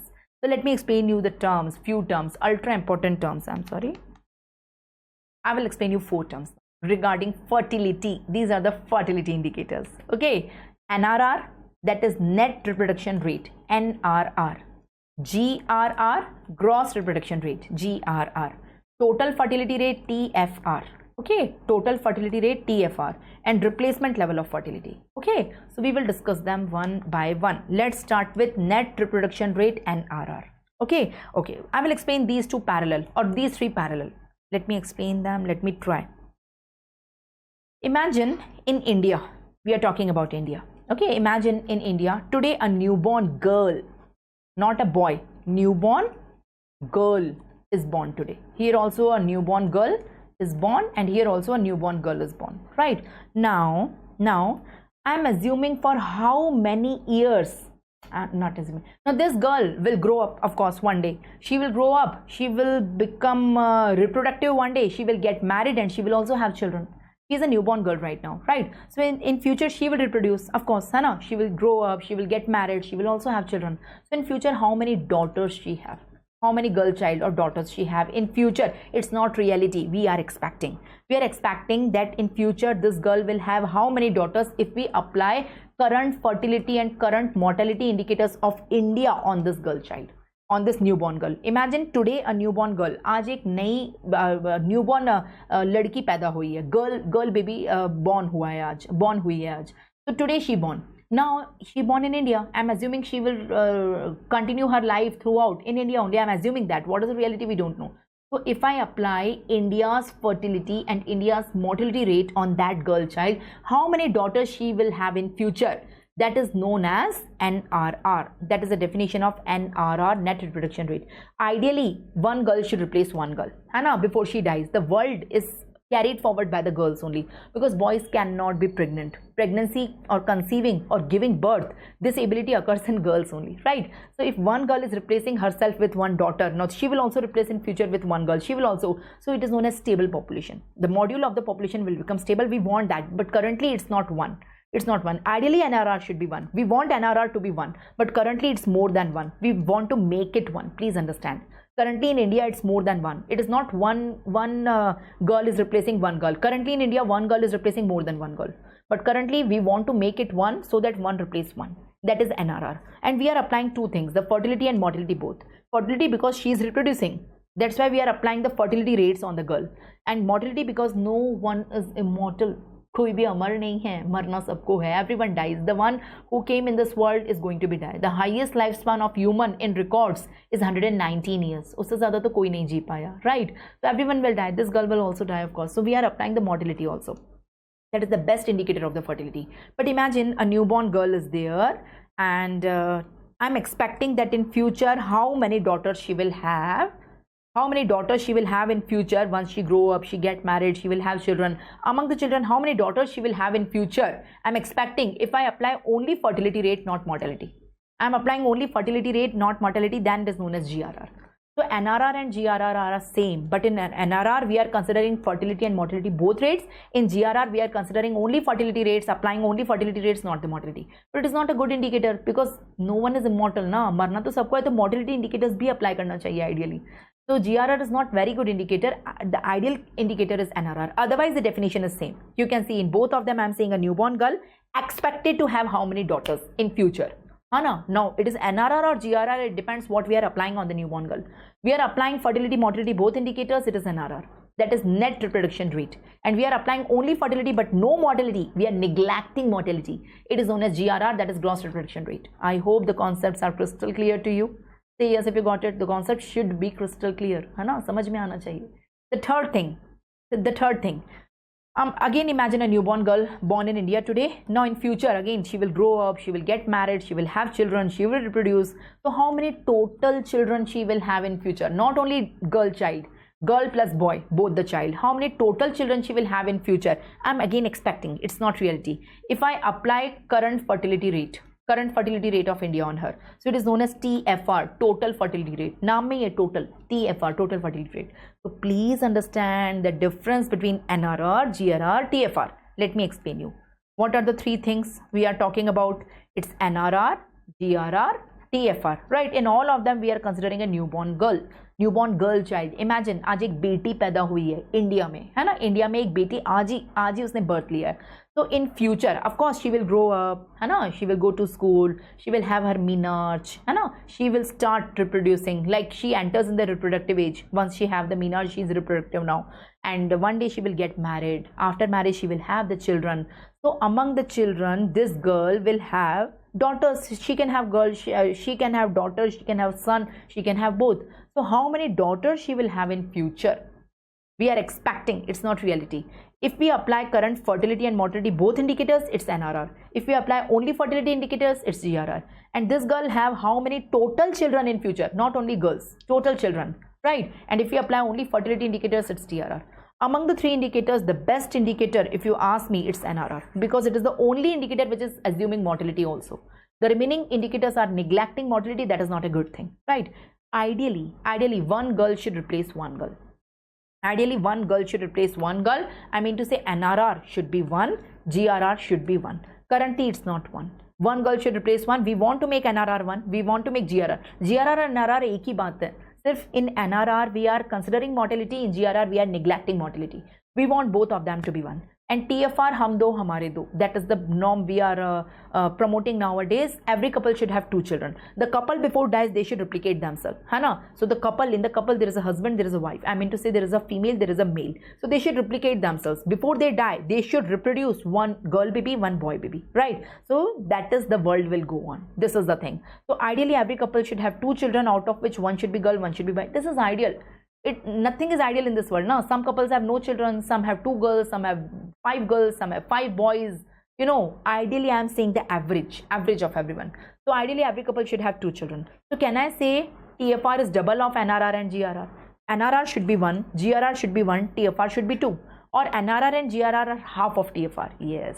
So this is the complete story in front of you. So I can say that NRR or GRR should be half of TFR. Should be. Ideally it should be half. I mean to say TFR should be 2. Every couple should have 2 children. Half of 2, 1 should be girl. So how many girls? That is NRR or GRR. So if we consider mortality, it's NRR. If we don't consider mortality, only fertility, it's GRR. So that is the thing. Please understand the things very clearly. Now when NRR is equal to 1, when GRR is also equal to 1, and when TFR is equal to 2. This condition is ideal. We have not reached it. One day we will reach it. We will call that our country has reached on the replacement level. This is replacement level. This level is known as replacement level. Replacement level means one couple is replacing themselves. In a couple, there is a husband and there is a wife. So they are reproducing, and before they die, they are giving 2 more people in this world. 1 girl baby, 1 boy baby, right? So this is replacement level. And one girl is replacing herself. That is NRR1, GRR1. This is known as replacement level. I hope you got it well, the 4 terms. Now let me explain you, let me show you the theory also in front of you. What is NRR? It's in front of you. See, what is NRR? It is the number of the daughters a newborn girl will have in her lifetime. We are assuming, I mean we are expecting, it's not reality. Assuming the fertility and mortality rate on this girl child. Mortality and fertility both. Mortality, we want NRR to be 1. Each generation of woman is exactly reproducing herself. That is NRR1. Here mortality rates are taken in consideration. Mind my words. Got it? What is GRR? It's same as that of NRR. The only difference, it is not considering mortality. Read the definition. So it measures the number of daughters a woman will have, a newborn girl will have in her future, in her lifetime, if we apply only fertility but no mortality. Please highlight the word no mortality. We are neglecting mortality here. We also want GRR to be 1. GRR and NRR are same. The only thing, GRR ignores mortality. That is the thing. And what is TFR? The total number of children a woman will have in future. A child will have, newborn girl is expected to have during her reproductive age groups if we apply only fertility, no mortality. It is a complete family size, right? So we want NRR to be 1. We want GRR to be 1. And GRR and NRR are half of TFR. You also understood that, right? Now I told you currently NRR is not 1, it's more than 1. Currently GRR, it's not 1, it's more than 1. And currently TFR is not 2, it's more than 2, right? So each couple is reproducing and producing more children as compared just 2, they should replace them. Ideally, each couple should have only 2 children to replace them. But there are more than 2, it's 2.2, 2.3. GRR and NRR is also more than 1. So the best indicator in तीनों में से कौन है? Take one indicator. NRR is the best because it is considering mortality. So currently NRR is more than 1 and I want to make it 1. How should I make it? Currently NRR is more than 1, but I want to make it 1. Use your common sense. I want 1 girl should replace 1 girl. Currently 1 girl is replicating more than 1 girl. So by reducing fertility, we should reduce the fertility of the people, fertility of the couples, fertility of the people. How to reduce the fertility? By using contraceptive during sexual intercourse. If the people are using, the couples, I mean, they are using contraception during sexual intercourse, the fertility will automatically reduce, right? So how many couples should use? So you have to understand what is eligible couple, which couple is not. Now in every couple, let's take any couple, any married couple, there is husband, there is wife. The husband is male, the wife is, the husband is male and the wife is female, right? Of course we know that, right? The males can reproduce till death, but the females can reproduce only in the reproductive age group. Reproductive age group in the females is from 15 to 49 years. That is the reproductive age group from menarche to menopause. Females cannot reproduce before 15, the females cannot reproduce after 49, right? So any couple in which the wife is in this age group, the wife is in reproductive age group, that couple is eligible couple. That couple is known as eligible. So first understand the concept कि भाई eligible couple होता क्या है? Eligible couple हम किसे कहते हैं? To whom we call the couple as a eligible couple. All couples are not eligible. The couple in which the wife, the female partner is in reproductive age group is eligible couple, and that is our target. This couple is our target. Our target is not all couple. Our target, the couple in which the wife is less than 15 or more than 49, that is not our target because they anyways cannot reproduce. But these couples are our target because they can reproduce. We have to make them aware of the contraceptive services available. Now most of the couples, especially in the periphery, in the villages, they are not at all aware of the contraceptive services. They don't know, or they shy, or the services available, the contraceptives is available at the PSCA, at the sub-center, everywhere, but they don't utilize, because they don't have this knowledge that they should utilize it. Okay, so we have to remove this taboo, we have to counsel them, we want to reduce the fertility, and all this we are doing just to make the NRR to be 1, so that our population should have a stable model. So how many couples, if not 100% eligible couples, if 60% of the eligible couples use contraceptive services during sexual intercourse, NRR will become 1. Currently not even 60% of the couples are using it. Got it? So if you want to make NRR 1, couple protection rate should be more than 60%. If at least 60 or more than 60% of the couple uses contraceptive, either the condoms or the OCP or IUCD or terminal methods like vasectomy, tubectomy, if any of them they are using, the couple is protected, and we will be sure that they will not reproduce. So if 60% of the couples are doing so, NRR will automatically become 1. Can we go ahead? Can we go ahead? So this is the replacement level. If you want replacement level to come, make CPR 60% or more than 60%. If you make CPRs more than couple protection rates more than 60%, you don't have to worry. NRR will automatically become 1 and TFR automatically will become 2. Replacement level will achieve. Okay, this is the thing. Let's come on the next question. You can have a look on the question now. You can make it out. Let me erase the linings and show you the option, and you can tell me what is the correct answer here. I guess the question is super simple now. What is NRR? Net reproduction rate. It is the number of live birth in reproductive age group. It is the number of children born to a married female. It is the average number of girls considering no mortality or average number of girls considering mortality. What is the correct answer? Of course, it is the average number of girls, girl child in future. How many daughters a girl will have in future, assuming mortality. It's NRR. So correct answer here will be D. But if I change the question to GRR, instead of net, if I am asking gross, so again it's the average number of the girls only born to a woman, but assuming no mortality. In that case, answer will become C, right? And if I change the question to the third one, TFR, what is total fertility rate? So it is the total number of the children born to a married woman in future. So correct answer is B.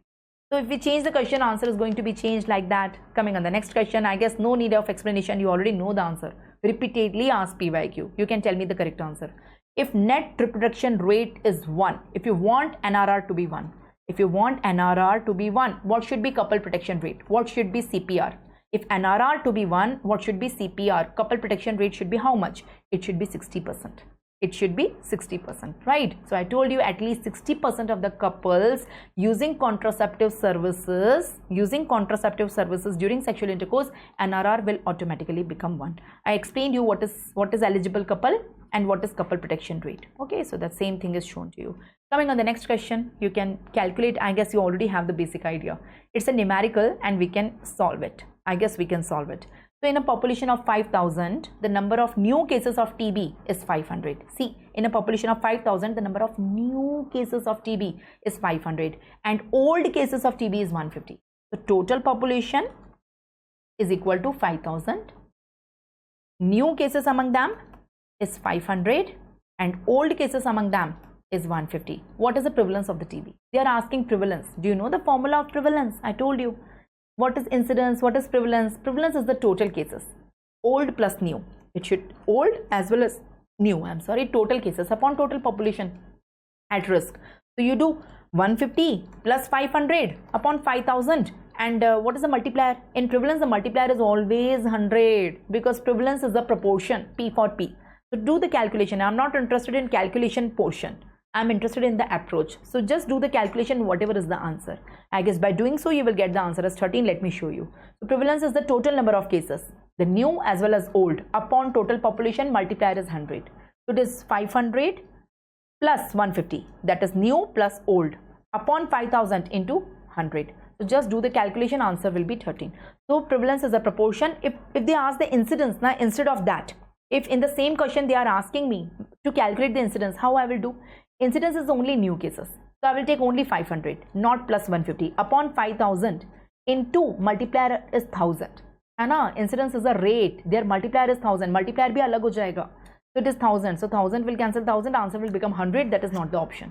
Okay, so that is the correct answer.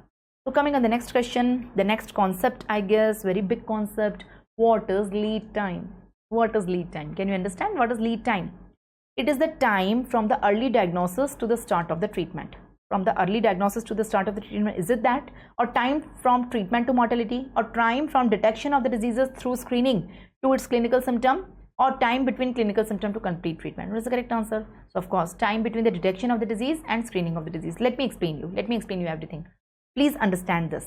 Please understand this course of the disease. Imagine if any human body, just suppose in any human body, any disease is taking place inside the body. If any human body, any disease taking place inside the human body, it is not at the point only the person have symptom. Person have symptom later on. Whenever the person have symptom inside the body, symptoms and sign, the person will run to the doctor. Doctor, I am having certain wrong in my body, certain things. I am feeling this, that is not normal. Kindly check and do the diagnosis, give me the treatment, right? So person will run to the doctor when the person will have signs and symptom. But the disease is present in the body before that only, right? So the point at which the disease start in the body, at that point there is no test in this world that can diagnose it, because it is very small. Now it cannot be detected as small as few millimeters. It should grow at least few millimeters, then we can detect it, or some biochemical changes it should do. So this is the first possible point where we can detect it. Still patient don't have symptom. Before patient can have symptom, we can detect it via some test, right? So this is the first possible point where we can detect it. This is the start of the disease inside the human body, but still we cannot detect it. At the starting point, there is no test that can detect the disease. There is no test. Got it? But this is the first possible point where we can detect it. Right, this is the first point, and this is the usual time of diagnosis where the patient have signs and symptoms, and patient will run to you, doctor, I am having disease. So you want to diagnose the disease before that. Why you want to diagnose disease? Patient, if it is patient is coming here, I will diagnose the patient, I will treat the patient here only. Why I am taking the trouble to diagnose the patient before usual signs and symptoms? Because here, once the symptoms are already there, if I treat the patient can have certain outcome. After the treatment, patient will have outcome that can be good, that can be poor. In certain diseases, if we diagnose the disease and treat the disease before the symptoms occur, the prognosis is very good, the outcome is very good. Especially we are talking in cancers. Sometimes in cancers, whenever the patient present, it's already stage 3 and stage 4. We cannot do much now. So either we treat them, although we treat them, the prognosis is not very good, the outcome is not very good. So we want to diagnose them. Disease is already there. We want to diagnose them before the symptoms occur, so that we treat them before the symptoms occur, so that outcome is good. You got my point? This is the main principle. So how can we do that? By performing screening test. So this is the first point of diagnosis. Okay, this is the first point of diagnosis where you can diagnose a disease, and this is the usual point of diagnosis. Just a second. This is the usual point of diagnosis. This is the first possible point of diagnosis. This is the usual time of diagnosis, you can see, where we can diagnose a disease. Between them, there is a point which is known as final crucial point. What do you mean by that? This is final crucial point. If you are diagnosing the disease after this point, there is no sense. Either you are diagnosing here or after that, or you are diagnosing here and giving the treatment, that result is the same. So there is no need. If you want to diagnose it early, this is the point where you have to diagnose. So before crucial point, and this time is known as screening time. So screening time is the time between the first possible diagnosis and the final crucial point. And this time, the complete time, is known as lead time. Lead time is the first possible point of diagnosis and usual time of diagnosis. So you can see in the lead time, let me show you. In the lead time, the first half is the screening time. So screening test should be performed in the first half, first portion, not half exactly, the first portion of the lead time. The screening test should be performed in the first portion of the lead time. You got the definition of the two. You got the definition. What is lead time? What is screening time? The initial point of both of them is same. Mind my words. Starting definition of both of them is this point. But this point up to what? This point. This is the first possible point where we are diagnosing a disease till the usual symptoms and signs. It is lead time. And from this point till the final critical point, it's the screening time. So please understand it very well. Please understand it very well. So what is screening time? Screening time is the time between 2 points, the first possible point and final crucial point. Okay, that is the screening time. And what is lead time? It is the time between the first possible diagnosis till the standard diagnostic test, right? So this is the lead time. So you understood that the diseases having more lead time is elongated, the diseases, in them only screening is possible. Imagine a disease having a very less lead time. और उसमें कितना तो lead time होगा, उसमें भी first portion is very little screening time. We hardly perform screening in that. We cannot perform screening in all the diseases. We can perform screening in those diseases which have long lead time. So I guess you got the concept of the lead time. Now have a look on your question. You can answer it very well. Let me erase and show you the question and come on the next question. Okay. I guess you can solve it. What is lead time? Can you read the option? It is the time from early diagnosis to start the treatment. No. It is a time from the treatment to mortality. No. It is a time between detection of the disease through screening and its clinical symptoms. So it is the earliest detection to its symptoms, usual symptoms. I guess this is the correct answer. So it is, and it is the time between clinical symptoms to complete treatment. No. So correct answer is C. You can make it out. The correct answer here is C. Got it? Can we go ahead? Let's go ahead. The next question is in front of you. What is predictive value indicating positive test in a screening test modality? Now they are asking for what? They are asking for predictive value for positive test. I mean to say they are asking for positive predictive value. Positive predictive value. Is it true positive? TP is true positive. True negative, you can make it out. What is the formula? It's a time to understand the screening test, right? So I will come on the question again. Let me explain you what is a screening test. So imagine I am having a healthy group of population. They all think they are healthy. They all think, okay, no, I'm having a population. Okay, in the population, few people are healthy. Okay, most of the people are healthy. Few people are diseased. Let's segregate them. Okay, few people are healthy, few are diseased. The one who feel they are healthy, they are not healthy. Actually, we can divide them also in two groups. The one who are real healthy, and the one who are apparently healthy. Apparently healthy. What do you mean by the term apparently healthy? They think they are healthy, but actually they are not healthy. The disease is already present inside them, but they don't have signs and symptoms. Okay, the real healthy, no disease inside them, no signs and symptoms, of course. Here they don't have signs and symptoms. I agree. That's why they feel they are healthy, but disease is already started inside them in a very small quantity. But there's still disease, symptoms and signs are not present. So the people who already have the disease, for them we have diagnostic test. By doing diagnosis, they will run to the doctor. We don't have to go to them. They will come to us. Doctor, I'm having the problem. I'm having the disease. Kindly do the diagnosis. Treat me. So here they will come to us. We will do the diagnosis and we will provide treatment to them. But among the healthy people, they will not come to us. They will not come, of course, but they will also not come to us. So to them, we have to go. We have to go to them, and we don't perform diagnostic test. Here we perform screening test on them. We perform screening test on them. Okay, screening test, and based on the screening test, we cannot treat them. If the screening test is positive, we will confirm by diagnostic test and we will provide the treatment. Early diagnosis and treatment before the symptoms and sign occur, so that they have a better prognosis, better outcome. So ultimate purpose of screening test, what is the ultimate purpose? Why we are performing a screening test? What is the screening test? The ultimate function of screening test is to highlight the apparently healthy people from the healthy population. From the healthy population, we want to segregate the apparently healthy. Actually, they are not healthy. That's why I'm using the word apparently healthy. So this is the thing. Now imagine you are having a group of healthy people and you are applying the screening test on that. Imagine you are applying the screening test on that. Now there are two possibilities. The disease can be present in them, the disease can be absent in them, and the test result can be positive, can be negative. So always take the disease at the top, present, absent. Take the test result on the left hand side, positive, negative, and write down A, B, C, D. Let me explain you. What do you mean by that? What is A? Imagine what is A? A is a person in which the disease is present. Imagine there is a group of female I'm having, and all are healthy. They think they are healthy. I mean, they are apparently healthy, and I'm applying pap smear on them. So A is a group in which the disease is present. They have the cervix cancer or they have the SIN, and the test result is also positive. So I will inform them that you don't have symptom, listen, but you have SIN. You should go get treated earliest, otherwise you will have cancer in future, and that can be dangerous. So currently the disease is present, but it's small. It's in small quantity. So you can get it treated. Prognosis will be very better. So that is A. A is both the things are positive. What are D? What are D? So that's why A is known as true positive. So they have the disease, the test result is positive in them. So they are the lucky one. Before the symptoms occur, they are getting diagnosed and treated. What are D? They don't have the disease and test result is negative in them. So I will inform them, don't worry, the test result is negative. You don't have any disease inside them. You enjoy your life, but every year or every 2 year you should perform this test. So every 2 year the female should come and perform the pap smear, but currently it's not there, not even in minute quantity. So they will be happy, okay, we don't have the disease, right? So both the things are negative. That's why it is known as true negative. No disease and test result is also negative. But imagine the scenario for this B. What are this B? What is this B? In B, the disease is absent. They don't have disease, but 𝗙𝗲𝗃, by mistake the test result is positive.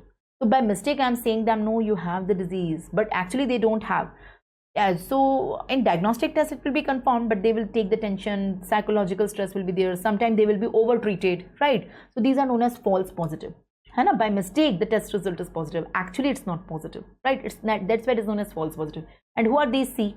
In C the disease is present but test result is negative by mistake. Ideally test result should be positive in that, no? But the test result is negative in them, right? But the disease is present in them. That's why these are known as false negative. Actually they are not negative. Falsely the test result is negative. So please learn the meaning of the A, B, C, D. Based on what? Based on what? What is A? What is B? What is C? What is D? Huh? Based on what? Tell me their other names and tell me based on what you are calling them. So tell me whether they have disease, yes or no, and tell me whether the test result is positive or negative in them, right? So if the test result is positive, disease is also present, these are known as true positive. A is always true positive, है they have the disease and test result is also positive. And D is always true negative, they don't have the disease, test result is also negative. You will say, ma'am, they are the lucky. If they are positive, actually the result is positive. If they are negative, actually the result is negative. So that is the thing, right? Who are B? Who are B? These are false positive. What do you mean by false positive? The test result is positive by mistake, but actually they don't have disease. The test result is positive by mistake. Actually they don't have the disease. And who are C? They are false negative. Test result is negative by mistake. Actually they have the disease. Ideally test result should be positive in them, but it's negative by mistake, right? So please learn what is true positive, true negative, false positive, false negative. Never change ABCD and never change this table pro forma. In the table always draw disease at the top and test result at the left hand side, and always draw it's like a 2 by 2 column like this. Can you see the 2 by 2 column? So disease present, disease absent, test result positive, test result negative, and make the columns like this. Now it's A, B, C, D. No, in A it should be always both positive. In D both should be negative. So this is a rule how to draw it, and you should understand. Now let me explain you 4 things here. What are the 4 things I am going to explain you? What is sensitivity? What is specificity? What is positive predictive value? What is negative predictive value? The last concept I will explain you, but ultra important. Please believe me. Sensitivity, specificity, positive predictive value, negative predictive value. Let me explain you. Let me start with sensitivity and specificity. Now tell me among whom all the disease is present. Disease present. So you will say, ma'am, in A plus C the disease is present. No, you know how to make this table. In them actually the test result is positive. In how? Ideally if the disease is present in A as well as C, the test result should be positive in both of them. But in A the test result is positive, in C it's not positive. So out of the total disease patient A plus C, the test result is positive only in A, not C. So this is sensitivity. Sensitivity is the measure of true positivity. It is the measure of true positivity, right? This is sensitivity. Okay, the opposite will be the specificity. Specificity is the measure of true negativity. So in true negativity, you tell me how many don't have disease, how many are healthy. I mean, you tell me how many are healthy. You will say, ma'am, B plus D are healthy. Okay, let me write B plus D are healthy. Among them, they all should get negative result. And test should, because they all are healthy, the test result should be negative in all of them, but test result is actually negative in D, not in B. So D upon B plus D, that is specificity. Multiplier is always 100 in all of them, right? So you can write the definition in this term and you can write the definition in this term also. Like what is A? A is true positive upon true positive plus false negative. Okay, and D is true negative upon true negative plus false positive. So don't learn in these terms, because you will get confused in the exam. True positive, true negative, you will get confused. Better to learn ABCD. But don't change the sequence for ABCD. A, you always know A is true positive and D is true negative. B is false positive and C is false negative. If you know these terms, you can make on the spot. So please learn the definition or the formula of sensitivity, specificity. If you are done with this, let's come on the next 2, positive predictive value and negative predictive value. Positive predictive value and negative predictive value. Let me explain you these terms. Negative predictive value. What do you mean by that? Here also we have numerator and denominator. Multiplier is always 100. Okay. Now tell me, test result is positive in how? You will say, ma'am, test result is positive, test result is negative. Test result is positive in A plus B. A plus B. Total A plus B, the test result is positive. Among them, how many actually have the disease? So A upon A plus B is the positive predictive value of a test. And negative predictive value, matlab, how many have the test result negative? The test result is negative in C plus D. Among them actually negative, they don't have the disease is D. So D upon C plus D is the formula of negative predictive value. Let me summarize all. You first learn what is ABCD, and it is a rule. A, B, C, D. Never forget. A is always true positive, D is always true negative. Never forget, both positive, both negative. B is false positive, C is false negative. Don't reverse it. If you want to make a table, it's good. If you don't want to make a table, please learn this. After that, come on the 4 things. sensitivity, specificity, positive predictive value and negative predictive value. Now in sensitivity and positive predictive value, okay, everyone have a numerator and denominator. Okay, in sensitivity and positive predictive value, it's the true positive that will come in the numerator. The numerator is same. In specificity and negative predictive value, the true negative will come. The true negative, true positive, true negative will come in the denominator. In the numerator, I mean, the denominator matters. The denominator changes. So in sensitivity, the denominator is a plus c. Here it's b plus d. Here a plus b. Here b plus c. It's like that. Now, if you can make from the table, it's good. If you can't make from the table, please learn it. And you know what is true positive, true negative, false positive, false negative. Just apply. You will get those formulas also. And multiplier everywhere is 100. I'm not writing again and again. Everywhere the multiplier is 100. I tried my best to explain you the 4 things. So 4 things are in front of you. These are the formulas. These are the formulas. Have a look on your question. Try it. Let me erase it and explain you again. What they are asking in the question, please make it out. They are asking predictive value of a positive test. They are asking positive predictive value. You know the formula? What is the numerator? Positive predictive value. The numerator is a true positive. A upon A plus B. So what is A? A is true positive. So true positive. What is B? False positive. So true positive upon true positive plus false positive. So correct answer is. If I change the question, predictive value of a negative test, so answer will become B. If I change the question to sensitivity, specificity, answer will C or D. If you know all 4 formulas, the things are super duper simple for you. I hope you learned. I hope you enjoyed. So here I would like to stop. Just a second. Give me a minute. Okay. Just a second, give me a minute. So thank you so much for being with me. Thank you so much for giving your precious time to me. And here I have not covered only these questions. I have covered these topics. And these are the ultra important topics in the entire community medicine. Believe me, you definitely get questions from these topics. I hope the session was useful for you. If the session was useful, don't try to click on the like button and share the link with your friends, colleagues, all the students who are interested in learning community medicine in the super rapid manner and super simplified manner. Okay. Don't forget to give your feedback in the comment section. Thank you. See you. Bye-bye. Wishing you all the best.